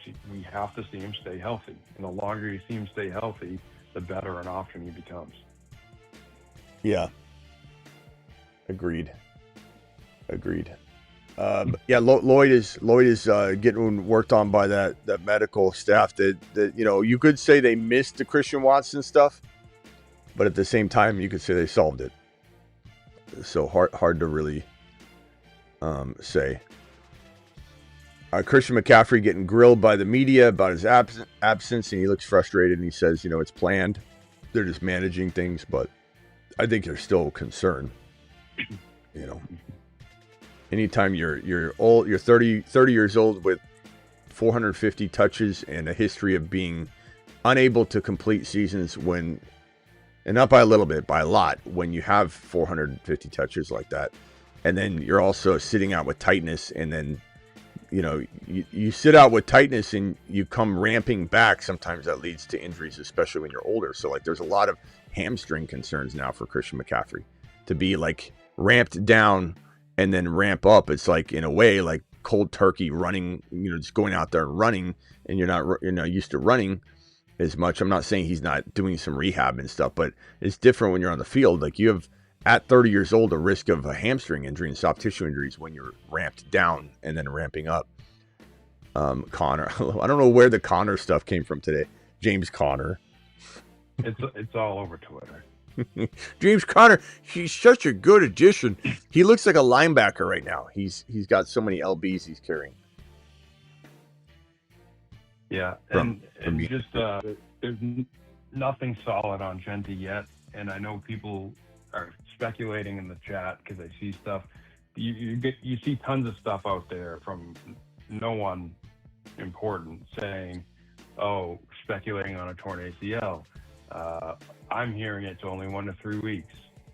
Might just be a bone. But there's everything across the board is these blue check mark people, but none of them actually know, and none of them have a report. Yeah, Connor's not doing anything. By the way. Okay, so real quickly, just to rehash everything. Jeanty knee injury, helped off the field, couldn't put weight on the knee. We're still waiting for an update. Prayer circle commenced. All the music was turned off at the practice. Everybody stopped. It was like, it was silence, as they're circling around him. Not looking good. Couldn't put any weight on the knee. Sometimes that happens when you have a hyperextension because there's so much trauma. Like, the thing you got to understand about the knee is that when the knee hyperextends, this typically causes, you can see that. Don't ignore the snap to ACL and PCL that I snapped on the model. When I keep stretching it, I snap the ACL. But this particular hyperextension of the knee causes PCL strain, and once your knee gets into a state of shock, whether you get hit with another player's knee or helmet and you create a bone bruise or whatever, anytime the knee has any sort of shock, it rushes with swelling. Your knee's trying to protect itself by that, and so sometimes the reaction, the swelling, everything, it's really bad at first, especially a bone bruise. Bone bruise, you can't put any weight on it, and if there's a bone bruise here from impact, then there's going to be some time missed because the integrity of the knee is in jeopardy if you were to try and get out there too early. So it isn't like a bone bruise, it's a bruise that you can play on. Like, he would be out a decent amount of time if it was a significant bone bruise.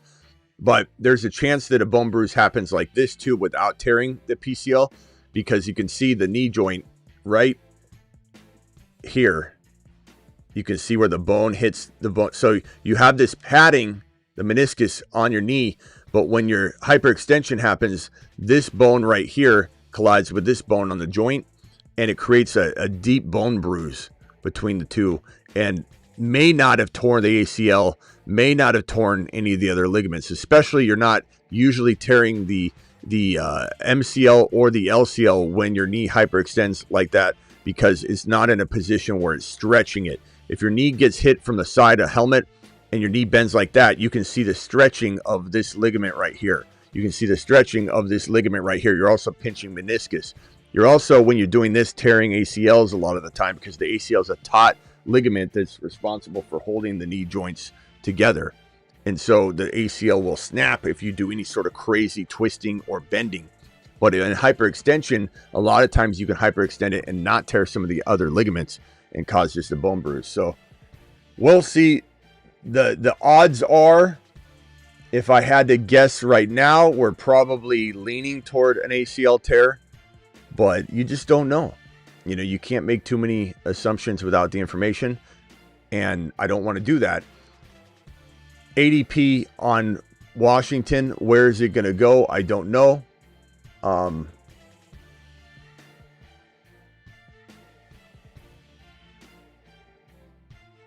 Sorry, Miss Smitty's asking about dinner. Hyperextension, so we'll see what happens. But as far as Mike Washington, we don't know where his ADP is going to settle. We did kind of do a poll. Let's poll the audience again. Let's poll the audience again. X-rays told the story. Not necessarily. X-rays don't tell all the story. You got to do imaging sometimes. What you do is an ACL test on the field or in the locker room. They wouldn't have done it on the field. You go in the locker room, player sits on a table or a chair, or leg hangs so that the leg is loose, and then they do a test where they pull on the knee, and if there's a lot of lax, the ACL is not there. Sometimes the ACL is just torn, but it's there, but it's still not creating any tightness. So you can test and pretty much know whether an ACL tear is there, but you do need imaging to look at deeper into the knee if there's issues. You can't just do an X-ray and look and see what kind of ligament damage there is or what kind of potential patellar or meniscus damage there is. But let's throw so leave the medical to me, my guy. let's throw out the Mike Washington ADP right now. Throw out a Mike Washington ADP. Where would you take Mike Washington right now in a draft? Give me an exact draft slot. 5.3, 6.2, 7.5, 10.5, 3.3, whatever you're going to throw out. I'm not going to put the ridiculous ones on screen like third round, but give me what you believe you would take him right now, and we will go ahead and throw all those numbers on screen just to get a new fresh poll as to where you guys would draft Mike Washington right now. Mile High Mania says 7.2. You're probably not going to see him then, but that's a fair assessment of what what you're willing to pay. But you definitely won't see him. Travis on the phone line says 5.11, 8.7. Good riddance. You'll never have him on your team. 6.5, 4.5 says TM 42. 6.4 says Rock. 5 to 6 territory says Bare Bones. 3.5, that's nonsense. We'll never listen to your polling. We'll never pull your pick again. 7.3, 6.1, 5.9 says Mookie or Mook. Appreciate you. 9th rounder later, you're never gonna own him. Worldwide says 5.5. Just had a draft an hour ago and took him at the 11.8. No one knew. Nice job. Nice work.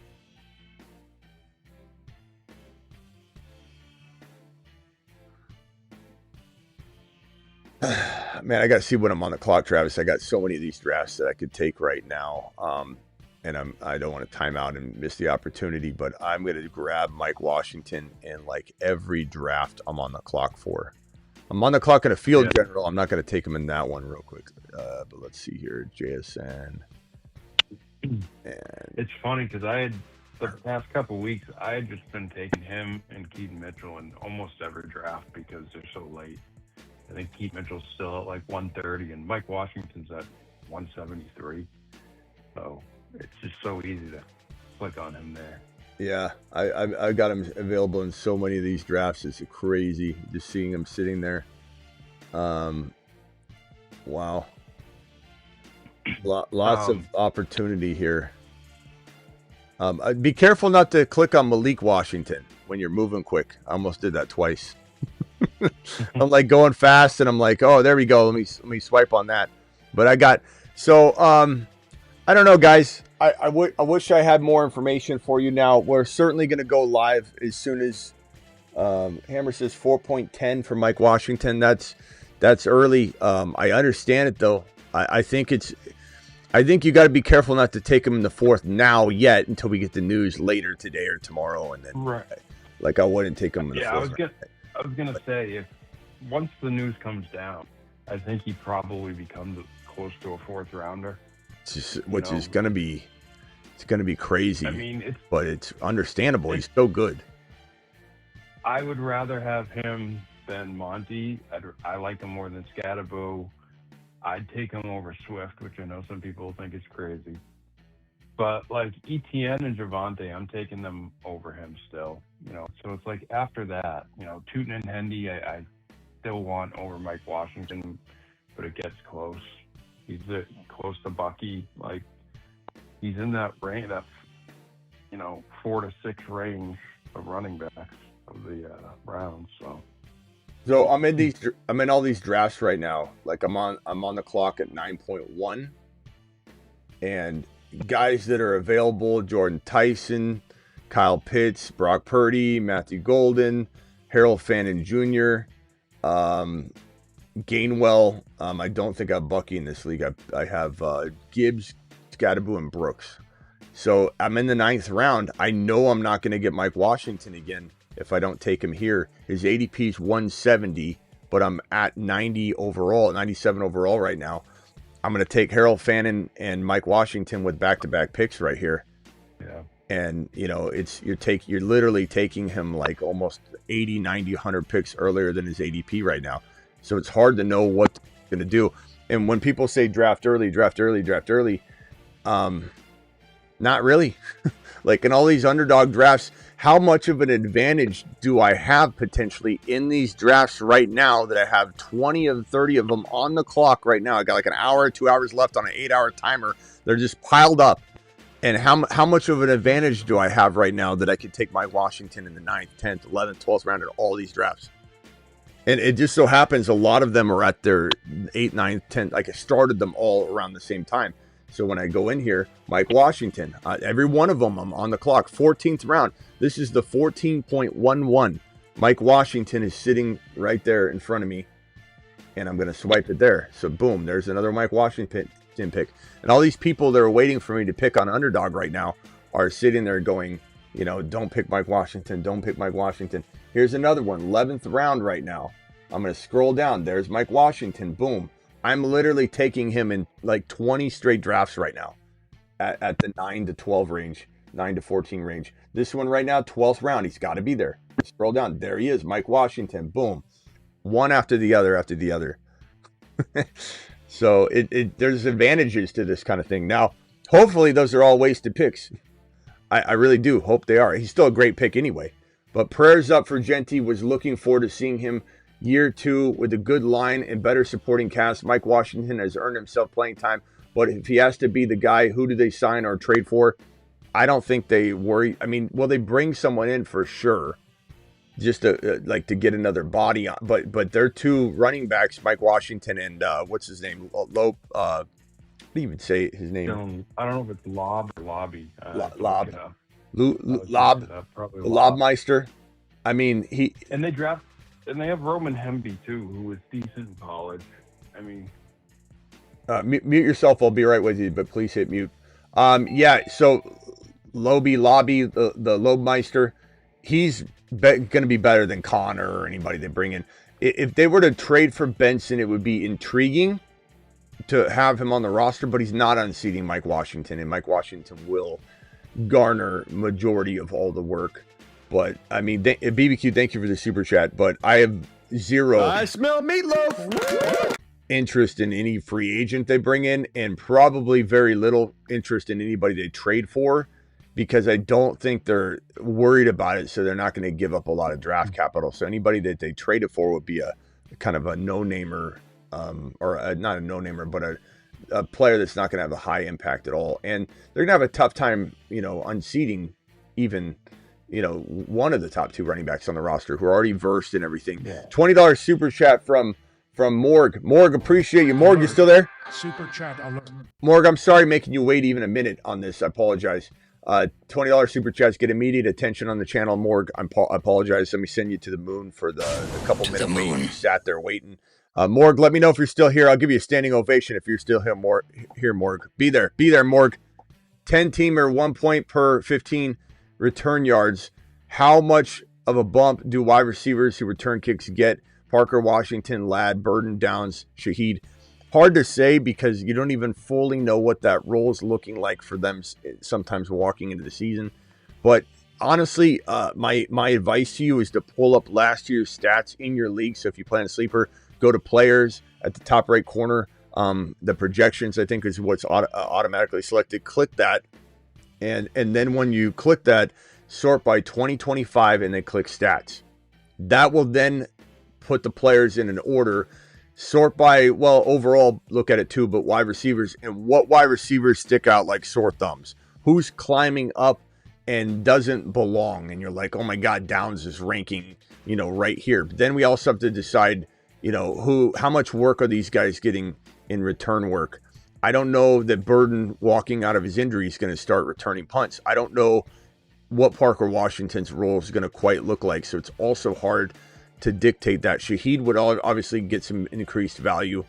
But I would probably sort by last year's stats, find out who's got that edge, and then consider that in your rankings. But for me, Parker Washington, Ladd, Burden, those guys are all amazing picks anyway. Downs, I don't know that they're moving up much more if I don't have that information. But if you told me, hey, looking at the stats, Travis, do we think what do you think Burden does return wise this year? Do you think he's? I don't even know if let's find that information to see who's returning kicks. Do they have Xavier Thomas returning kicks? That's I what I would think know. he might be the guy. Let's see. Yeah, I don't even know that we have enough information, especially with injured players like Burton, that they're just going to walk in and start returning kicks. I don't know if Parker Washington is. Let me see if I can find out if there's any confirmation. Let's see here. I would think Xavier Thomas would probably be their kick returner this year, the Bears, because he's a 4.28 guy. Ben Johnson loves him. Parker should. I just looked it up. Khalif Raymond returns punts more. So, yeah. Parker should. So my advice to you would be this. I would definitely like Parker Washington. I definitely feel like that's a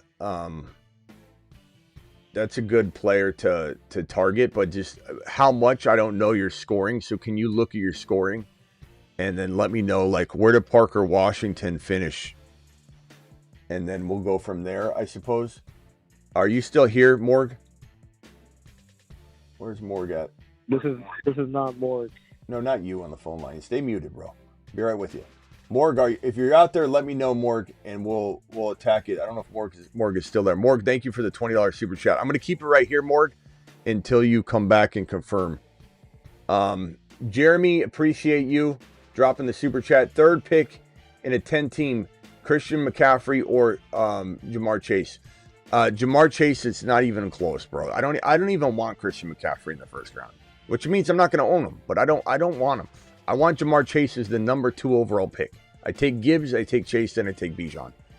Jeanty injury has me worried about getting top running back in the second round.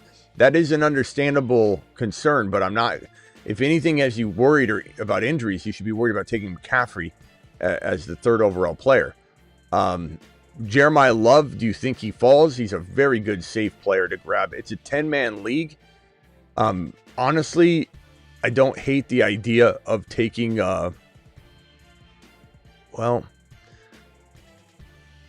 Travis, if you're worried about RBs, are you even considering like a JT at 3 or anything like that? I'm not taking McCaffrey. I'm just not. I mean, I could take Achane at 3. I honestly could. Yeah, but I like, probably would.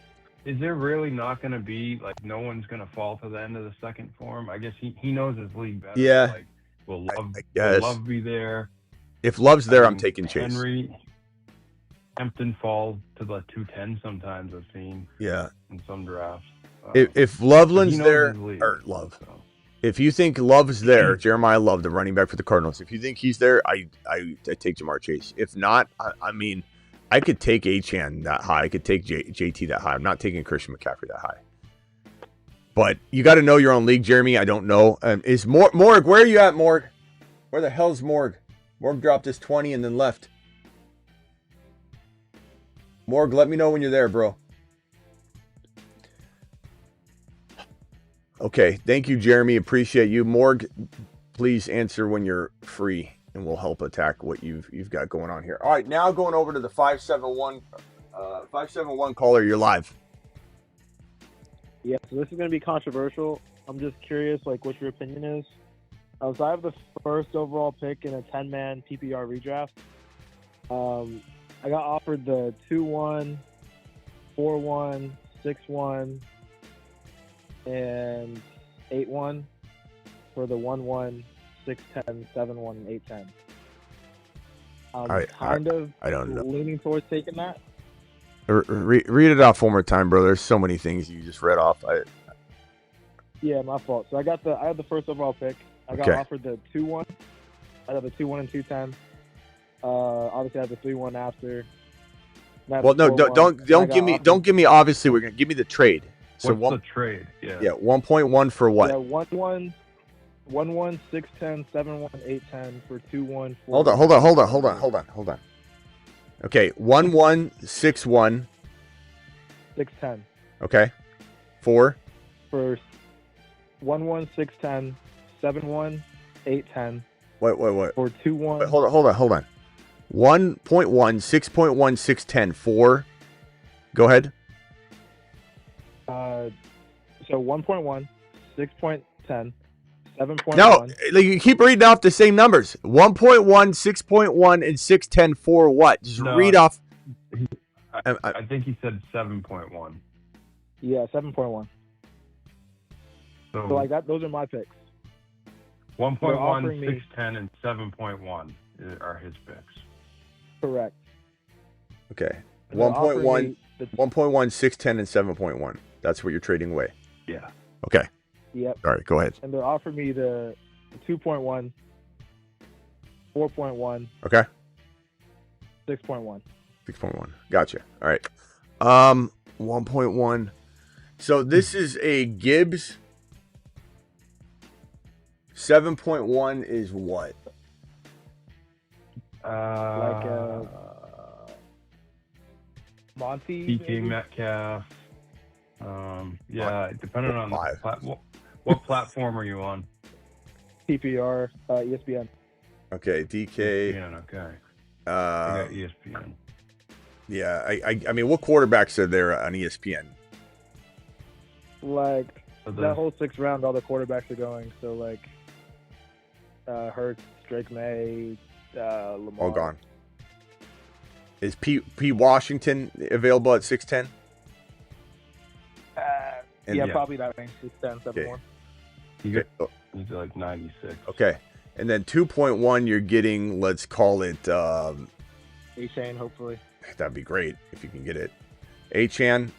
4.1, we're talking probably maybe an ETN if you're lucky, or a Garrett Wilson. So let me... My thought process was like two RBs in the 2nd round, so I get like an A-Chain, if not, then like a Saquon, and then hopefully a Chase Brown. I don't want to worry about what you have, though. Your 2nd round pick I don't care about. I care about this trade. So okay. I understand you're trying to think it out, but it's like I want to know what trades, what you're trading away. 6.1, you're saying all the quarterbacks are gone by this point? I'm saying that's when they'd start to go. What horrible advice! What horrible advice here. How about this? Why don't you leave? There you go. You can go watch something else. There you go. ETN or Garrett Wilson, and then 6.1. Who is he grabbing at 6.1? Lamar or Jalen, probably. Okay. So let's just put Lamar in there. Gibbs to me is not worth this trade. Getting rid of Gibbs. Yeah, I want more. Yeah, because 1.1. While I love Achane, the drop from Gibbs to Achane is so significant. I don't know that even if you were to get a quarterback, if we're trying to go apples to apples, and we say you get Parker, Washington, I should have just left in there, P. Wash, and then what quarterback you get in at 7.1 if you had to guess? Let's just keep it apples to apples. Maybe. I don't even know. Based on the ADP or whatever. Did you say 10 or 12 man? 10 man. Let's just in say the 70s. T-Law. Dart, Stafford. Yeah, T-Law is like in the 90s. So, let's just say a T-Law. Gibbs, T-Law, Parker, yep. Washington over Achane, Garrett Wilson, Lamar. If you were to get Lamar, and you might not even get him, like let's say this is Hurts, like you said, then I absolutely hate this trade.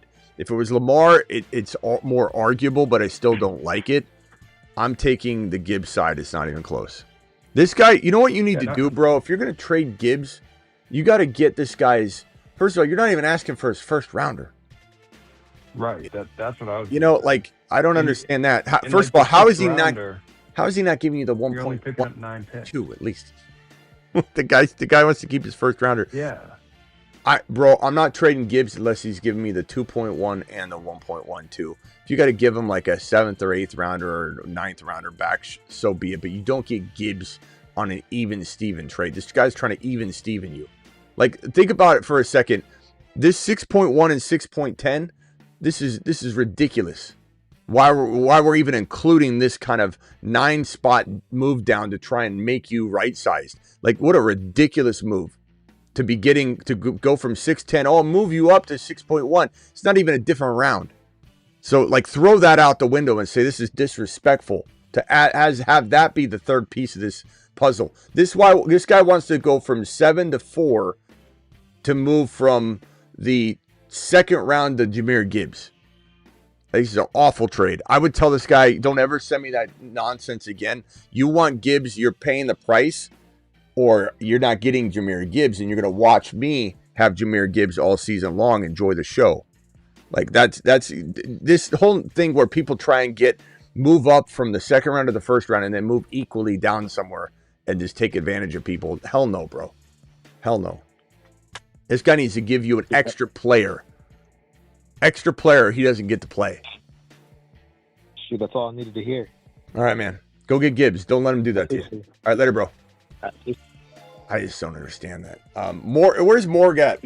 Morg, where are you at? Poor Morg. Morg, are you there? Where are we at?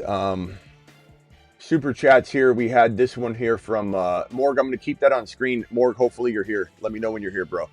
Pick 3 sleepers: Henry, Olave, Javonte, AJ Brown. Pick 3. Pick 3 sleepers. What are you talking about? You mean keepers? Probably means keepers. Like these are pretty well known guys. Pick your sleeper out of AJ Brown, Olave, Derrick Henry, and Javonte Williams. I think you mean keepers. So my keepers are going to be, assuming that I get to keep them for as long as I want. There's no impact or greater value of a keeper. Sometimes people say that, and then they're like, "Well, yeah, you keep AJ Brown in the 4th round, and you keep Henry in the 7th round," and like having that information, you know. Pick 3. So I'm gonna say AJ Brown. I don't know. You like Henry or Olave in redraft, Travis? Where you at, Morg? I think they're like whatever position you want, whatever position you need. I guess maybe I'd roll the dice on Henry if in this spot. You know, since it's I don't hate this situation. Henry in 2. I don't. I wouldn't like him if he's going. McCaffrey's going. McCaffrey should be going in 2 right next to Henry, just with the age. Right. And then I'd probably be more on board the McCaffrey train. Henry and then AJB. Good news is you get to pick 3. So then it would be probably Olave for me. I love Javonte, but I do believe Javonte, you have a little bit better chance of drafting back or getting an equivalent if you throw him back. Olave feels like he's climbing pretty high. I get a lot of would you take Olave in the 2nd round questions, which I don't agree with, but it shows you how good of value he has, even if you wanted to trade him later. 12-man PPR, Lamar, Cook, Bucky, Hendy, Jonah, Coleman, Brooks, and Mike Washington. Wide receivers: Rice, Evans, Debo, Stribling, and Parker Washington. Kelsey moves. How do I upgrade tight end? I love that you have all 3 of the Niner wide receivers, and you have Parker, Washington, and Rice. I'd probably say M. Wash is a good player to kind of throw around right now. And you might want to wait a little bit, because you could try now. Like if Jeanty news comes back better than people expect, then you're not going to get what you want. So you got to take that gamble, I guess. See if somebody will pay. Right now we got people saying they pay a 4th or 5th round pick for him in a redraft setting. So maybe you can trade him on the high. If you can't, then just hold him. But I'd say that's probably your move. Or Brooks, you could trade. You could also trade Cook down to Jeremiah Love or Chase Brown or Walker or Achane, depending on if Achane goes above or below. It depends on the platform. Achane's a mid-2nd round pick on Underdog. He's a top 8 pick on Sleeper. Top 10, 12 pick on Sleeper. So Cook down to a running back and then upgrade your Kelsey into Fannin or something like that. But Travis, would you give up Mike Washington for Fannin straight up right now in a redraft with the unknowns? In chat, will you vote on that? Fannin or Mike Washington right now? You don't know the answer to anything. Chat, vote on that, Travis, if you're in this guy's situation. That's a safe move, but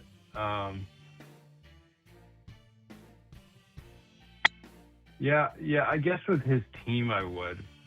Overall, I'm probably rolling the dice on Washington, but I mean, what do you think Washington is if he's the starter all year? I know we're gonna have to address this more, but does he have a chance to be an RB1, or are you saying more like an RB2?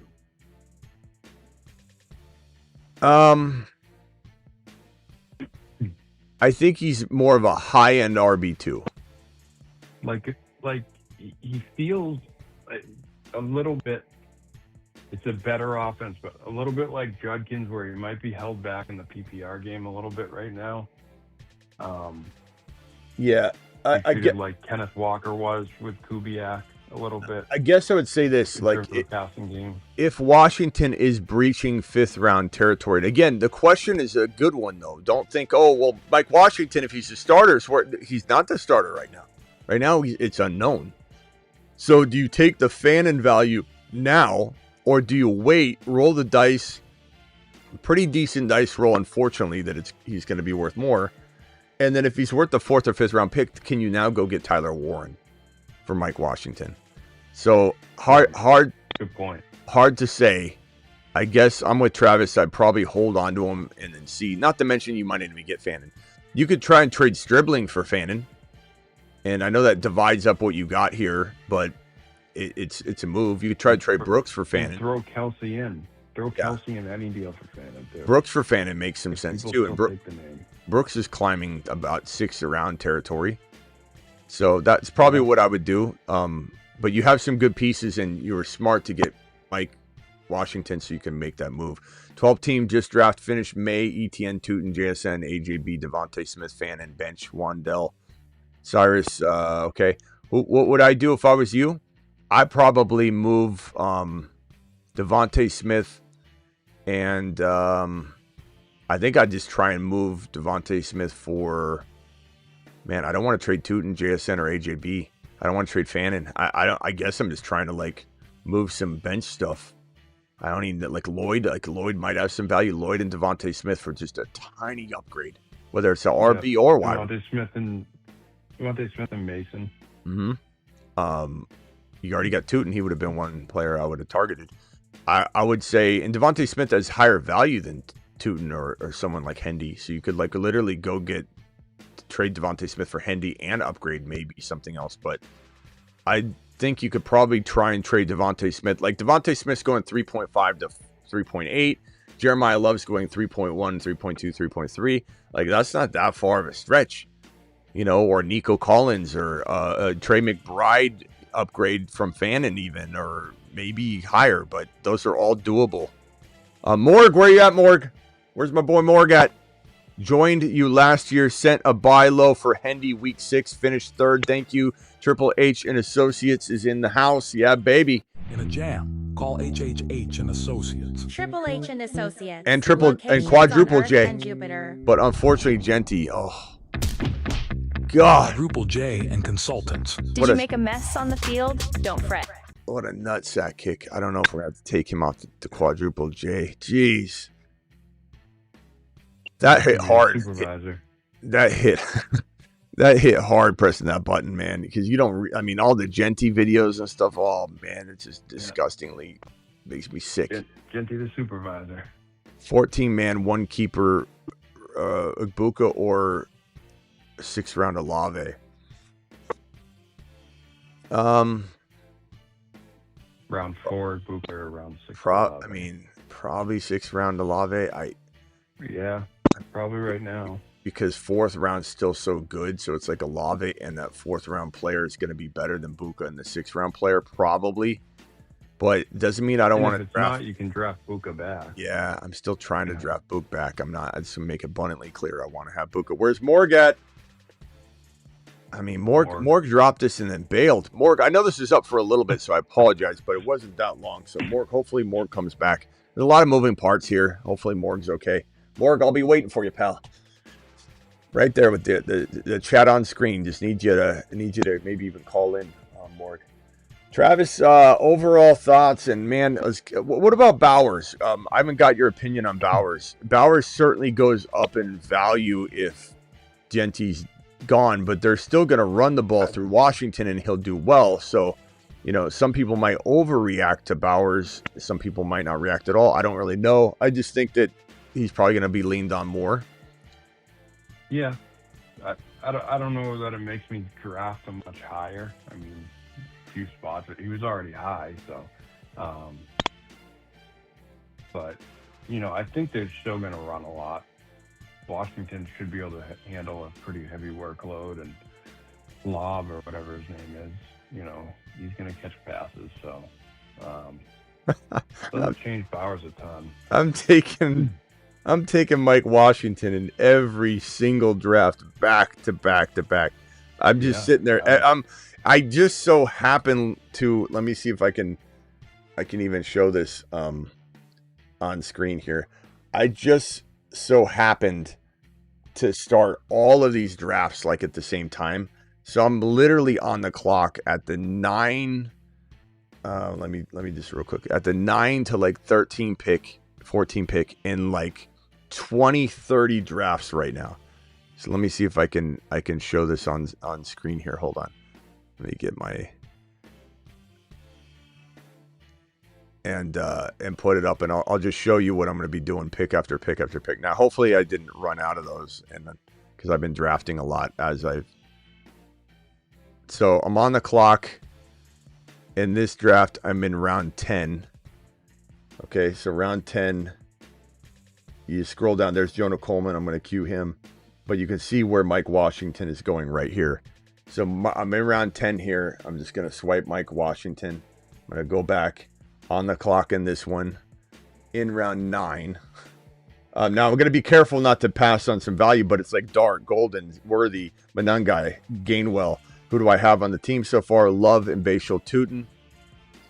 Chase, Neighbors, Adams, Joe Burrow. Look at this team. DK, Harold Fannin. Look at this team. Look at these teams that we're drafting on Underdog promo code Smitty. Underdog promo code Smitty. The link's in the description of the video. But we're just feeding families over here. Just feeding families. That's all we're doing. That's how Dad did it. That's how America does it. It's worked out pretty well so far. And I'm sitting here draft after draft. Like, I'm just going through. I'm not even cherry picking. I'm going in order. Sitting here in round 9. I had so many drafts. They started at the exact same time. Going to go down there. Scroll down to where's he at? Keaton Mitchell, Coleman. So I queued Coleman. And then Mike Washington. Boom, Mike Washington. Make sure it's not Malik Washington. I keep like seeing that. And I almost go to this slow puppy. This one's in the 14th round. Am I so lucky? Or did he just get snagged before? I think he just got snagged because he's at a 170 ADP. So he just went right there. The pick before, 2 picks before. So that one I missed out on. I'll skip that one for now. This one I'm on the clock in the 10th round. Manungai, Kittle. See, Stribling's nice. I would be passing on Stribling here. But let's go searching. There's Coleman. I'll cue him on the way down. There's Mike Washington. Boom. Swipe Mike Washington. Next draft. Oh, that's the top one that I'm skipping. The next draft down below. This little board. 8th round. That's a little early. But if I don't get him here, I don't know if this guy's going to take him right here. Who's he have on his team? Gibbs and Breece Hall. He could take him. I guess it's not that crazy to take him early. No. Q Coleman there. No, well, especially because a lot of people are going to do that. Yeah, so we'll grab him there. Another Dalmatian. I'm just going straight down. This one's in the 3rd round. Can't do it there. Or 2nd round. JT and Hampton, Bowers. I love Bowers here, but I'm going to go Pickens here. All right, let's go to this Dalmatian 3. This is in the 10th round. Manungai, same. I'm in the same territory in like almost all of these leagues. Keaton Mitchell. Let's scroll down. Did Mike Washington go in this one? Maybe this one he's gone. Yeah, he's gone. 170s is where he goes. What do I have? Maybe I have him already. No, I don't. Okay, so that one didn't work. We'll go to the 3rd one down. And we're on the clock in the 12th round. There's Coleman again.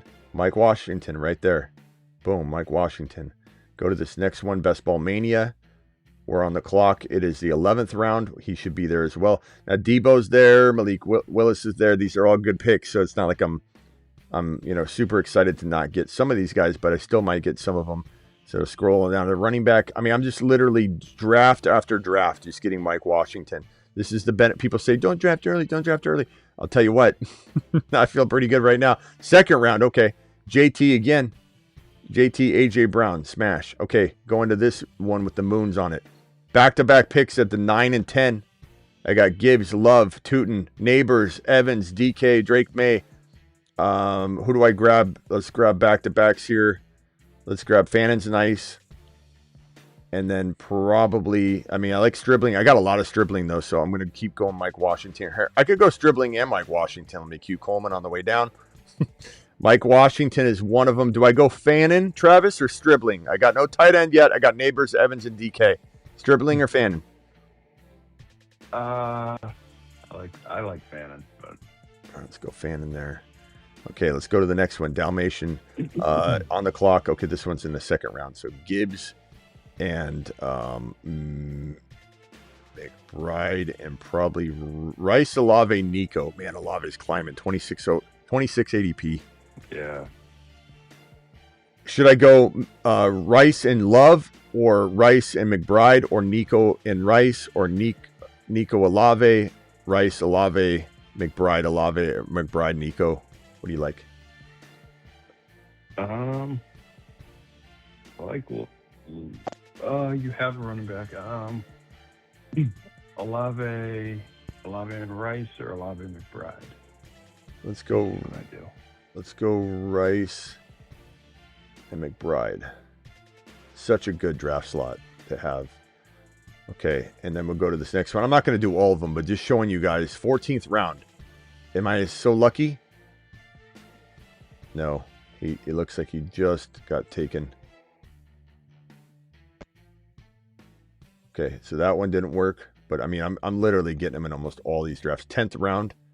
Pretty sure he's going to be there. There's Jonah Coleman on the way down. Always queuing him up. And then Mike Washington right there. Boom. I'm just going to take him. So, point is, I've got him in, I have, these are all the leagues drafts that I'm on the clock on right now. So, I have 1, 2, 3, 4, 5, 6, 7, 8, 9, 10, 11, 12, 13, 14, 15, 16, 17, 18, 19, 20, 21, 22, 23, 24, 25, 26, 27, 28. 28 drafts left that I'm on the clock on right now. Now, a lot of these 7 and 8 hour timers I just flipped on. So, if I go to this 8 hour timer, my guess is Mike Washington already got taken, maybe. So, 8th round. Maybe not. And I guess we got to look and see if he's worth the pick here. He kind of is. You're still talking about darts and I like Fannin a lot, but I have back-to-backs here, so I'll still get Fannin. So if I scroll down, there's Keaton Mitchell, Coleman, there's Mike Washington right there. Do you think that you're taking him in the 8th, 9th round right now in this particular type of situation? Tyson's there, obviously, sitting there. J.K., Pittman, Ja'Cory Krosky, Merritt. I could get Fannin with my other pick too, but Fannin, Gainwell, Stafford. I just think that why not? Stribling's nice. I love Stribling. Yeah, I'm probably just taking him. That's because you have another pick and 2 picks. Yeah, and let's go even some of these drafts where I have 8 hours left on the clock, and I'm in the 12th round here. There's no way he's there. There he is. The only other thing you can do with these ones is just set an alarm if you're going to actually hear your alarm and wait to see if Jeanty News comes through. But yeah, you probably just take them. You have so many drafts too, though. Yeah, I'm hoping that I'm wasting those picks. I truly am. I'm hoping that it's a overreaction. Travis, can you refresh and just see if there's any updates? Where's Morg at? It wasn't 10 minutes ago. Morg, where you at, pal? I need Morg to be there because Morg dropped to 20 and he left, and then I can't help him. 14 team: Herbert, Chase Brown, Tootin, Monungai, Coleman, Mitchell, JSN, DK, Buka, Coker, Cyrus, The Virus, Antonio Williams, IDP. Any moves? Hunter still a cheat code? He can be, but it's hard to say, bro. Especially the scoring. Every scoring is going to be slightly different, but 14 teamer Tootin and Chase Brown with JSN and Buka and DK is pretty good. I like what you got going on here. 14's tough and Fannin at tight end. I don't know that there's much to move because Tootin is undervalued. JSN, honestly, he's undervalued because he falls to 5, 6, 7. So you can't even trade him high, and he's a stud. Buka injured. I think you're waiting on this team. It's a really good team. Are you an 8.0 yet? No. It doesn't mean that. Just means I don't think you're like the top team or in necessarily the mix to be a top 1, 2, or 3 team right now. But that changes with the healthy Buka. That changes with the Cyrus Rise. That changes with a, I'm probably trying to move, if I'm moving anything, like I don't know if you can do anything. I think you just got to hold until Coleman gets some value. Manungai gains some value when he comes back. Mitchell gains some sort of independent value. DK rises up. Buka State gets healthy. Coker rises. Cyrus gains some value. You got to kind of wait. But do I think your team is just has some sleepers that will make this thing turn into an 8.0 where I call you a team that I think could easily win your league without any trades or anything? Not guaranteed, but like 8.0 would mean, in my mind, you could easily, without looking at the rosters, be a team that could win it. I think you just need a couple of those things to happen. But trading those guys would be a mistake because you don't have the kind of team that you can sell high yet. Even JSN, which is weird to say, but people just are letting them fall in drafts. 10-team PPR, pick 8, have to drop 2. And trade question, T-Law, Kyler, JT, Cook, Jeremiah Love. So you have to drop 2 of these guys. It's a really good team. I guess I'm dropping, I think your trade, okay, Wandell, Golden, Stripling. Trade Love for McBride.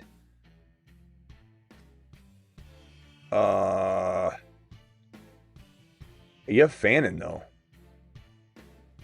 Yeah. So no. And I think they're dead even. So no. The answer is no. As far as a cut, Travis, who does this guy cut? I mean, Golden. Wandell. Golden, right? I mean, I'm not cutting down Watson or Stribling. So Wandell and Golden. And I'd try and trade Golden because people are high on him right now, bro. So try and get rid of him somehow before you cut him. Like Golden and let's say, I don't know. Like I think I want a better quarterback. So Golden and T-Law, slight quarterback upgrade. Golden and I mean, I guess I would do the Love for McBride trade if you could somehow trade like Fannin and get a massive. But then again, it's like, who do you have at running back? Yeah, no, I don't. What if he traded like Brooks and Wandale or Brooks and Golden, Brooks and Downs or something? I don't know if he can. People are hot and cold on Brooks, but yeah. Try and use Brooks or Love him. Brooks to upgrade Rice into like JSN. Brooks to upgrade Adams into a better Pickens or something. Brooks and potentially, throw Golden in there. Those are the moves I'm making, but I'm not trading the love for McBride. I get it, but you have Fannin. So the answer is no on that. If you did some sort of second trade, I could get behind it, I suppose, but because they're near each other in value. Like you just saw me draft, and I was struggling between Love and McBride and those Nico type players.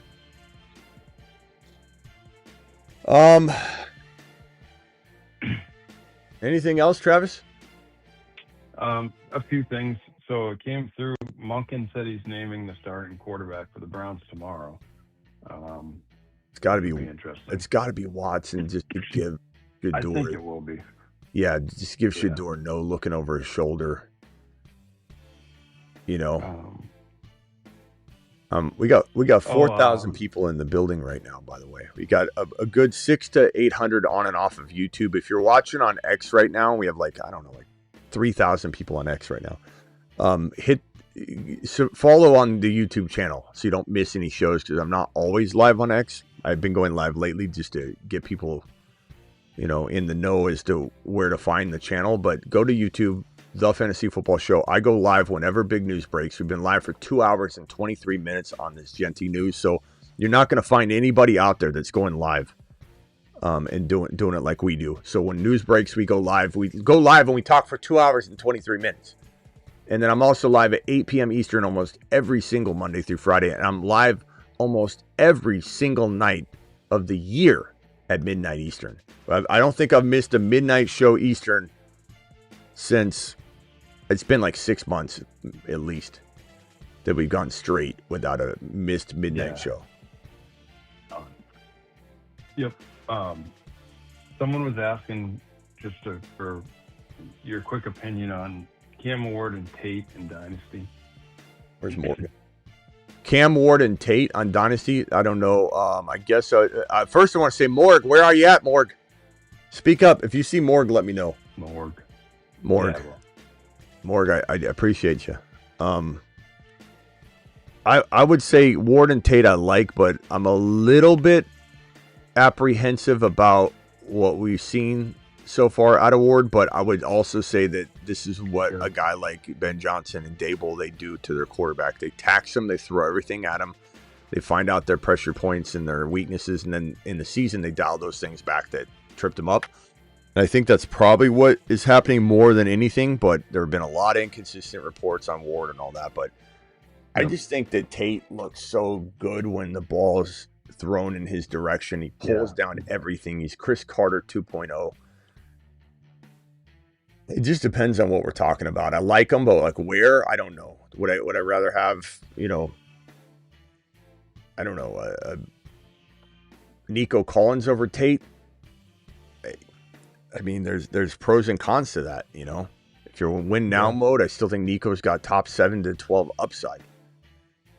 Would I rather have Tate than BTJ? Probably right now, but that could change too. But Tate is just a better option. And honestly, if we did a rookie draft over again, I don't know what it would look like because of Mike Washington and Cyrus's climb and Stribling's climb, and it's hard to say. Price above the wide receivers now or no?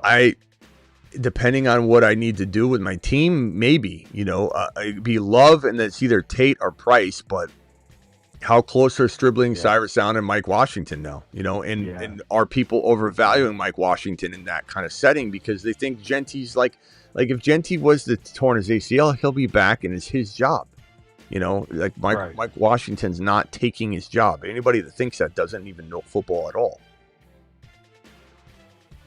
So Garrett Wilson over Tate still, you would say? Yep. How about Zay Flowers or Burden for 2 more? Over Tate, I'd probably take it a safe route and go Burden or Zay, I suppose. Okay. I think Tate has a chance to be better than Zay. That's for sure. Yeah, I do too. Chance is for sure. But you could trade Zay as a 3rd round pick right now. So in a way, it's kind of like the question of do you want a souped up Jeep Wrangler Unlimited or Lamborghini? It's well, the Limited is my favorite vehicle or something. It shouldn't be. It should be a 4Runner before a Wrangler. But point is, 4Runner, souped up 4Runner, 2027, lifted, just blacked out, mud, everything off-road ready. It's got one of those tent camping rooftops already on it, or the Lamborghini. You got to take the Lamborghini and then just go rebuy the 4Runner. So Zay Flowers is going in the 3rd round right now, which is ridiculous. As much as I want to plug my nose and take my medicine, grabbing Zay Flowers and then trading him is probably wise. Mm-hmm. But you never know. Super chat here. Waiting for Morg still. If Morg's out there. Morg, to answer your question, though, how much do you bump the wide receivers' return yards again? My answer was I think Parker Washington should still return some kicks, so I still like him a lot. But and Ladd, I imagine Ladd will, but I don't know what how he's gonna change all that. Burden, he's injured. I don't think they bring him back to just do it right away. Josh Downs, hard to know. You just got to tell me, Morg, if you can come back and tell me where these guys are ranking and who's sticking out like a sore thumb, and then kind of guide me that way with your scoring, because I don't know your scoring, so it's gonna be hard for me to really tell you. Thoughts on moves? 10-team PPR: Purdy, Gibbs, Swift, Monty, Pollard, Lloyd, Neighbors, Igbuka, Ladd, Watson, Godwin, Diggs, Bowers. I'm trading Swift and Monty and Pollard first chance I get. All 3 of them if I have to. Buka and Neighbors, fantastic. Ladd, fantastic. Watson, good trade piece. Bowers, keep him. So Watson, Monty, Swift, and Pollard, and Godwin. Those combinations for one Jeremiah Smith, Jeremiah Love. If you can get Jeremiah Smith, that'd be great. Jeremiah Love. I don't know what other player, Nico-ish type player. Obviously, maybe a Hall. I'd look to upgrade QB too. I know some people really like Purdy, but a Hall, ETN. People doubting ETN still. Doc might be your first. This was Doc's first year playing fantasy, I think. Let's all be patient with him. Mike Washington was taking Jeanty's job regardless. Interesting. I hope it's your first year, or I got bad news for you. I got bad news for you about your fantasy football assessments. But yeah, those are all players. Breece Hall. Would you trade Swift and Watson for, like, would it have to be Hall and something, or are you looking at Hall as a big upgrade over Swift? Because I do, but I don't know if the ADP fully does. So maybe I do. I don't know. They're probably like a round and a half apart. So I mean, make sure you get Braylon Allen if you have Hall, and then it's probably okay. Try to get a piece back too. Can't hurt.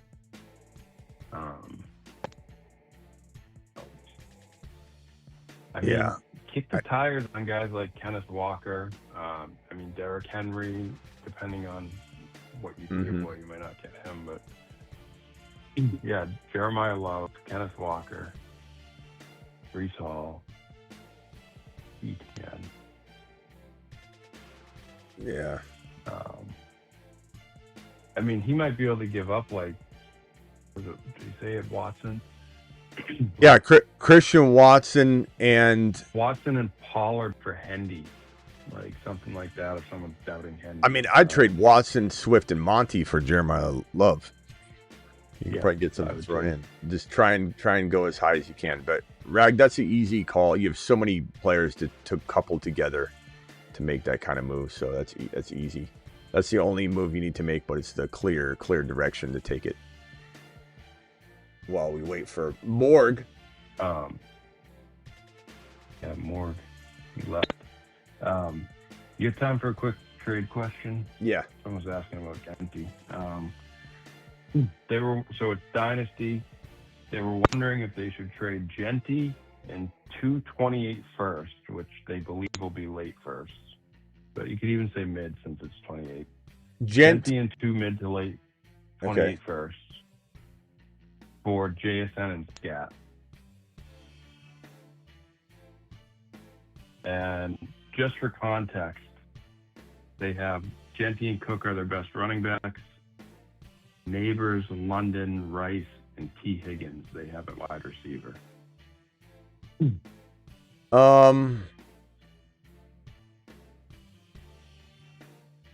So here's the way I look at this. Jeanty and JSN were pretty damn even for me in Dynasty. Yeah. Jeanty healthy was even. Jeanty ACL tear Jeanty, if that's what it is. I'd take JSN in a heartbeat. I'd throw a first rounder in with Jeanty to get JSN because it's a wait. You're waiting a whole year, then you don't know what the next year is going to be. So, but what if he has a bone bruise? So like these are things you almost have to wait on. And unfortunately, that deal could go out the window, but I don't think I could just necessarily pull the trigger yet. I suppose if you dial it down to 1 first, I could definitely do it. But the way I look at this is Scat for 2 mid-first rounders, and Jeanty and 1 of the first rounders to go to JSN. And honestly, I'd do that straight up if you could do that trade. But then the first rounder for Scat, I think Scat's worth it, but injury prone. Yeah. But you just flip them maybe. Flipping Scat and something probably won't be that difficult. And then before you know it, you got Tootin and JSN for Jeanty and the 2 first rounders. Something like that. That's the thing, because he has Neighbors, London, Rice, and T. Higgins. So if he got JSN too, he's got an abundance of wide receivers to trade for a different running back potentially. He also mentioned what your thoughts were about giving up, if he doesn't do that deal, one of those late 28 firsts for Judkins. Yeah. I don't mind that. I don't mind that. I then would try and flip him though. So I definitely try and flip him at that point. But man, I definitely and just so we know, I would probably say with Jeanty, some of you were saying he tore his ACL. You don't know what he did yet, so stop saying that. He tore his ACL. You don't know that, King. So stop putting fake news out there. I keep warning people. Yeah, you get timed out. In there, you're gonna get timed out. Yeah. Not to say you won't be correct in your speculation. So you come back and go, told you. No, you didn't tell us anything. It's not out there yet. I'm on top of this. Travis is on top of this. I'm refreshing more news wires and feeds than you have, could possibly imagine. So you don't know. The speculation is yes, it probably could be, and you're not going to be right just because it ends up happening. That's the clear direction of where it could go. But stop saying he tore his ACL. You don't know. You'll be put in timeout if you keep saying it.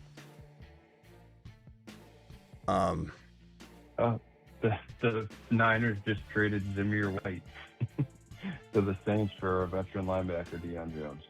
So wow.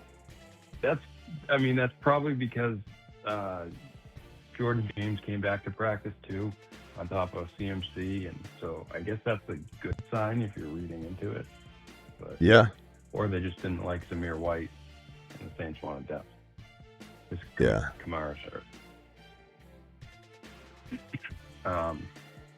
The thing I had was go ahead. I was just going to say the only thing, and again, there's a strong chance, not a guarantee, not even 90%. We don't know what the percentages. People can make up stuff, but there's a strong chance there's some sort of season-ending knee injury. But there's also a chance that because there was a collision involved, no contact, getting a carry and just boom, falling is usually a very guaranteed ACL tear. You also have, tests that you can do on the field even, but I'm sure they didn't want to do those in front of everybody, where you can tell and see if the ACL is torn. But there is a chance that this is a different injury because of the collision. So we'll just have to see what happens. Yeah. But you can tear your ACL on a collision as well, because if the collision happens, bruise, it could be a fracture. There's so many things it could be. If the collision happens and the knee goes like this, then that's how you snap an ACL. So it definitely could be an ACL tear, but we just don't really, you don't really know. So we're just kind of in a holding pattern until this news becomes official. We'll probably know about the ACL tear before we get Morg back, to be honest. If I can't do that Etienne Adams for Olave, Etienne and Adams, no way trade Etienne and Adams for Olave. No, yeah. No. The other trade was Etienne and Adams for AJB. That one I'm a little more okay with. You're definitely overpaying, but you're overpaying for a reason, a premium, top 5 potential wide receiver. But Adams and Olave, would I rather have Olave? Probably, but there's an argument. And Etienne, would I rather have Etienne over Olave? There's an argument. So, both these players could arguably be as good as Olave, even if both were below. You can't do this. This is overpay times 100, bro. Yep. Not even close. Olave's price and value is starting to get crazy. 3.2, 3.3. He's climbing ahead of Devontae Smith, which is what Devontae Smith owners needed to have happen, or prospective owners, so that he could fall a little bit. But except they'd argue with you that that's crazy that anyone would ever take Olave over Smith. So yeah. I don't know why we're not getting. Last thing I was going to say was the huge trade in the Pluto League.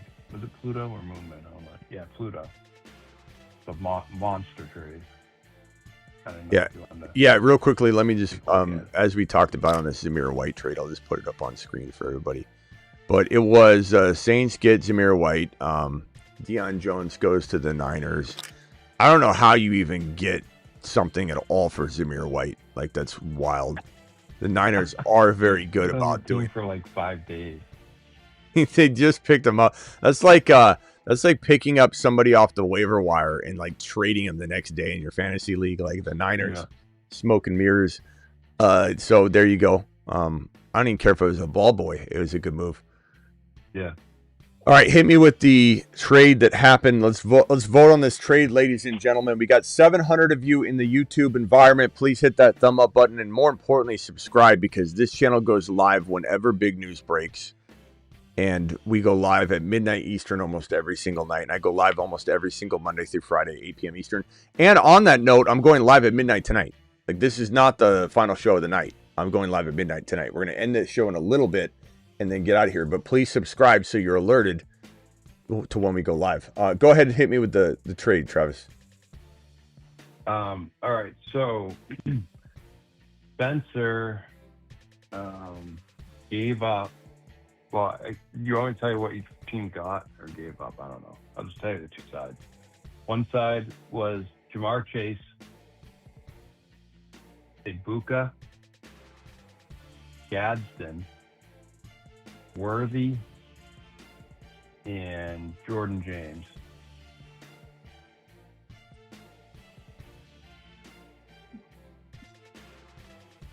Hold on one second. Let me switch markers.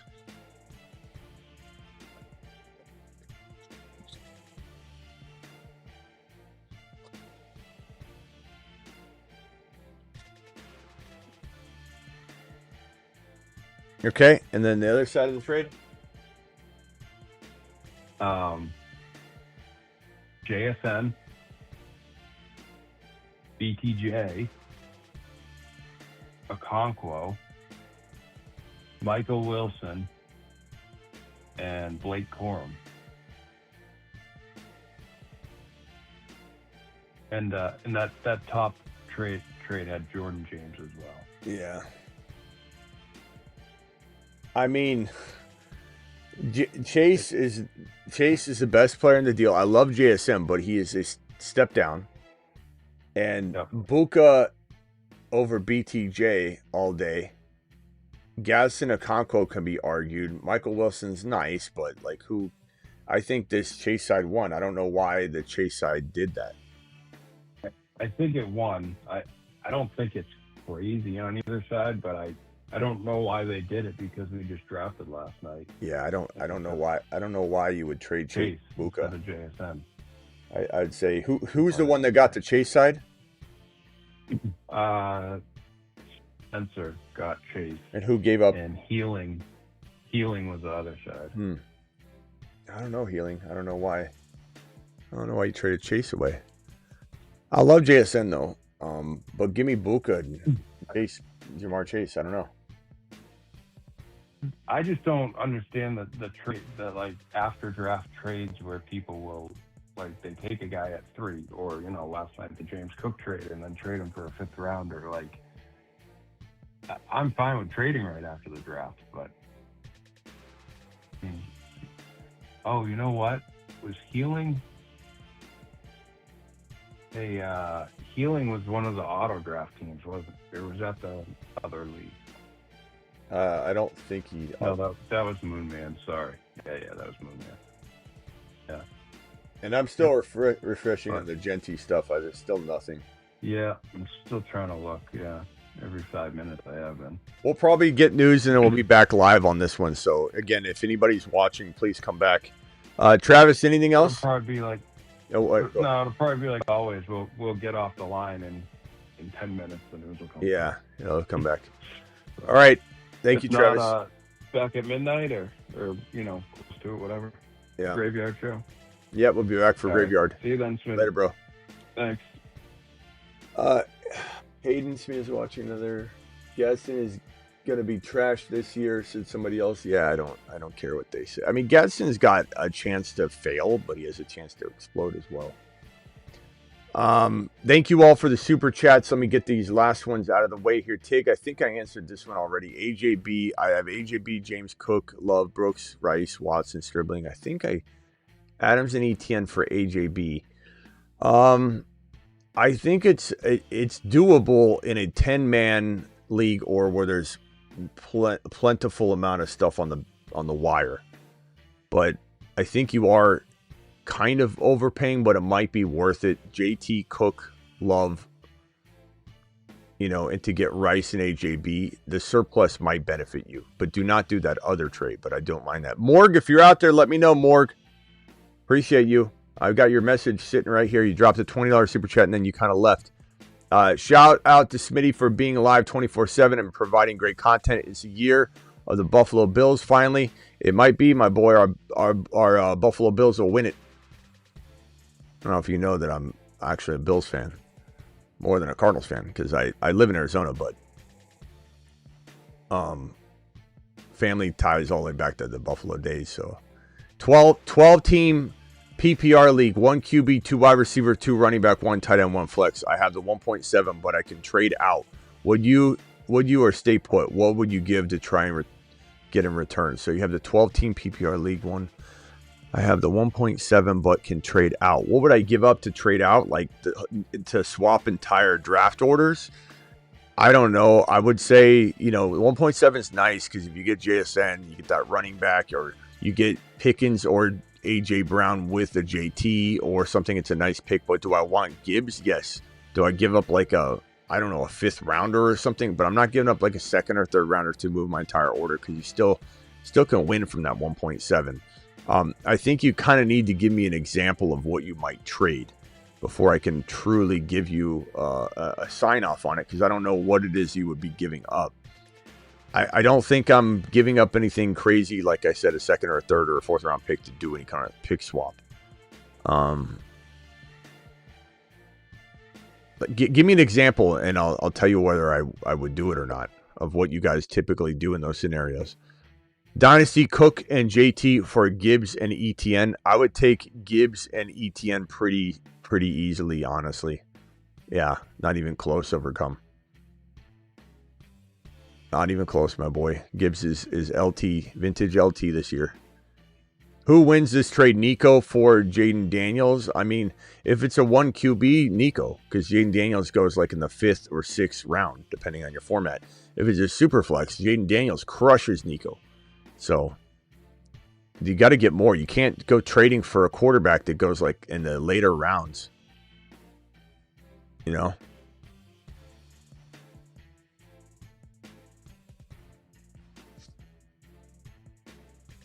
Okay. Anyway, Morg, I'm gonna keep this message, Morg, on the end screen until I can make sure you feel like you got taken care of. I appreciate you, Morg. Morg, let me know if you're there. Guys, we'll be back. Please hit that subscribe button. Also, guys, thefantasyfootballshow.com. Let me just take a look at the homepage real quickly. Let me just show you. If you don't want to subscribe to this content website with rankings, bold predictions, trade calculator, I got into the business in 2002 because there was no trade calculator in the industry. And I said, hold my beer, I'll do it myself. And so I got in the business. I've been in the business as long as anybody in the entire fantasy industry practically that's still doing anything. And in 2002, created a draft simulator, trade calculator. This content site's been cooking for nearly 25 plus years, cultivated better every single day. It gets improved. Go check it out, thefantasyfootballshow.com. That link is in the description of the video. We'll be back tonight. A lot of us are on Patreon right now. If you want to have a live chat group, Patreon. Here's the link to thefantasyfootballshow.com. If you want to grab your membership over at thefantasyfootballshow.com, hit this link right here. And if you want to be on the live chat Patreon group, $10 a month, cancel anytime. It's like the price of a cup of coffee. You got a live chat group, 24/7, 365. I just dropped the link right there. On that note, ladies and gentlemen, I can't even hit the Jeanty button. It makes me sick. We'll be back once we know more information. We have no concrete information, but Jeanty down with the knee injury, was helped to the locker room, couldn't put any weight on it. Could mean 100 different things. We'll be back to break it down. Appreciate you all. Mike Washington, increased value. Bowers, increased value. How much, we will find out here really shortly. We'll be live at midnight Eastern tonight.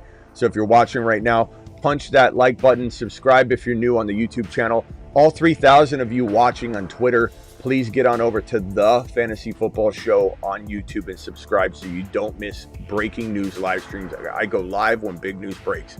See you all tonight to talk more Jeanty and draft on Underdog. Appreciate you all. Deuce. Thank you, Travis, and to the mods. Thank you for all the super chatters. Appreciate everybody that dropped a super. You guys absolutely rock. Appreciate my rumblers over there, the super chats that got dropped over there. Hammer, Simi Valley, thank you for dropping those. And thank you for all the super chats that got dropped over on the YouTube stream. Appreciate every single one of you. See you at midnight Eastern.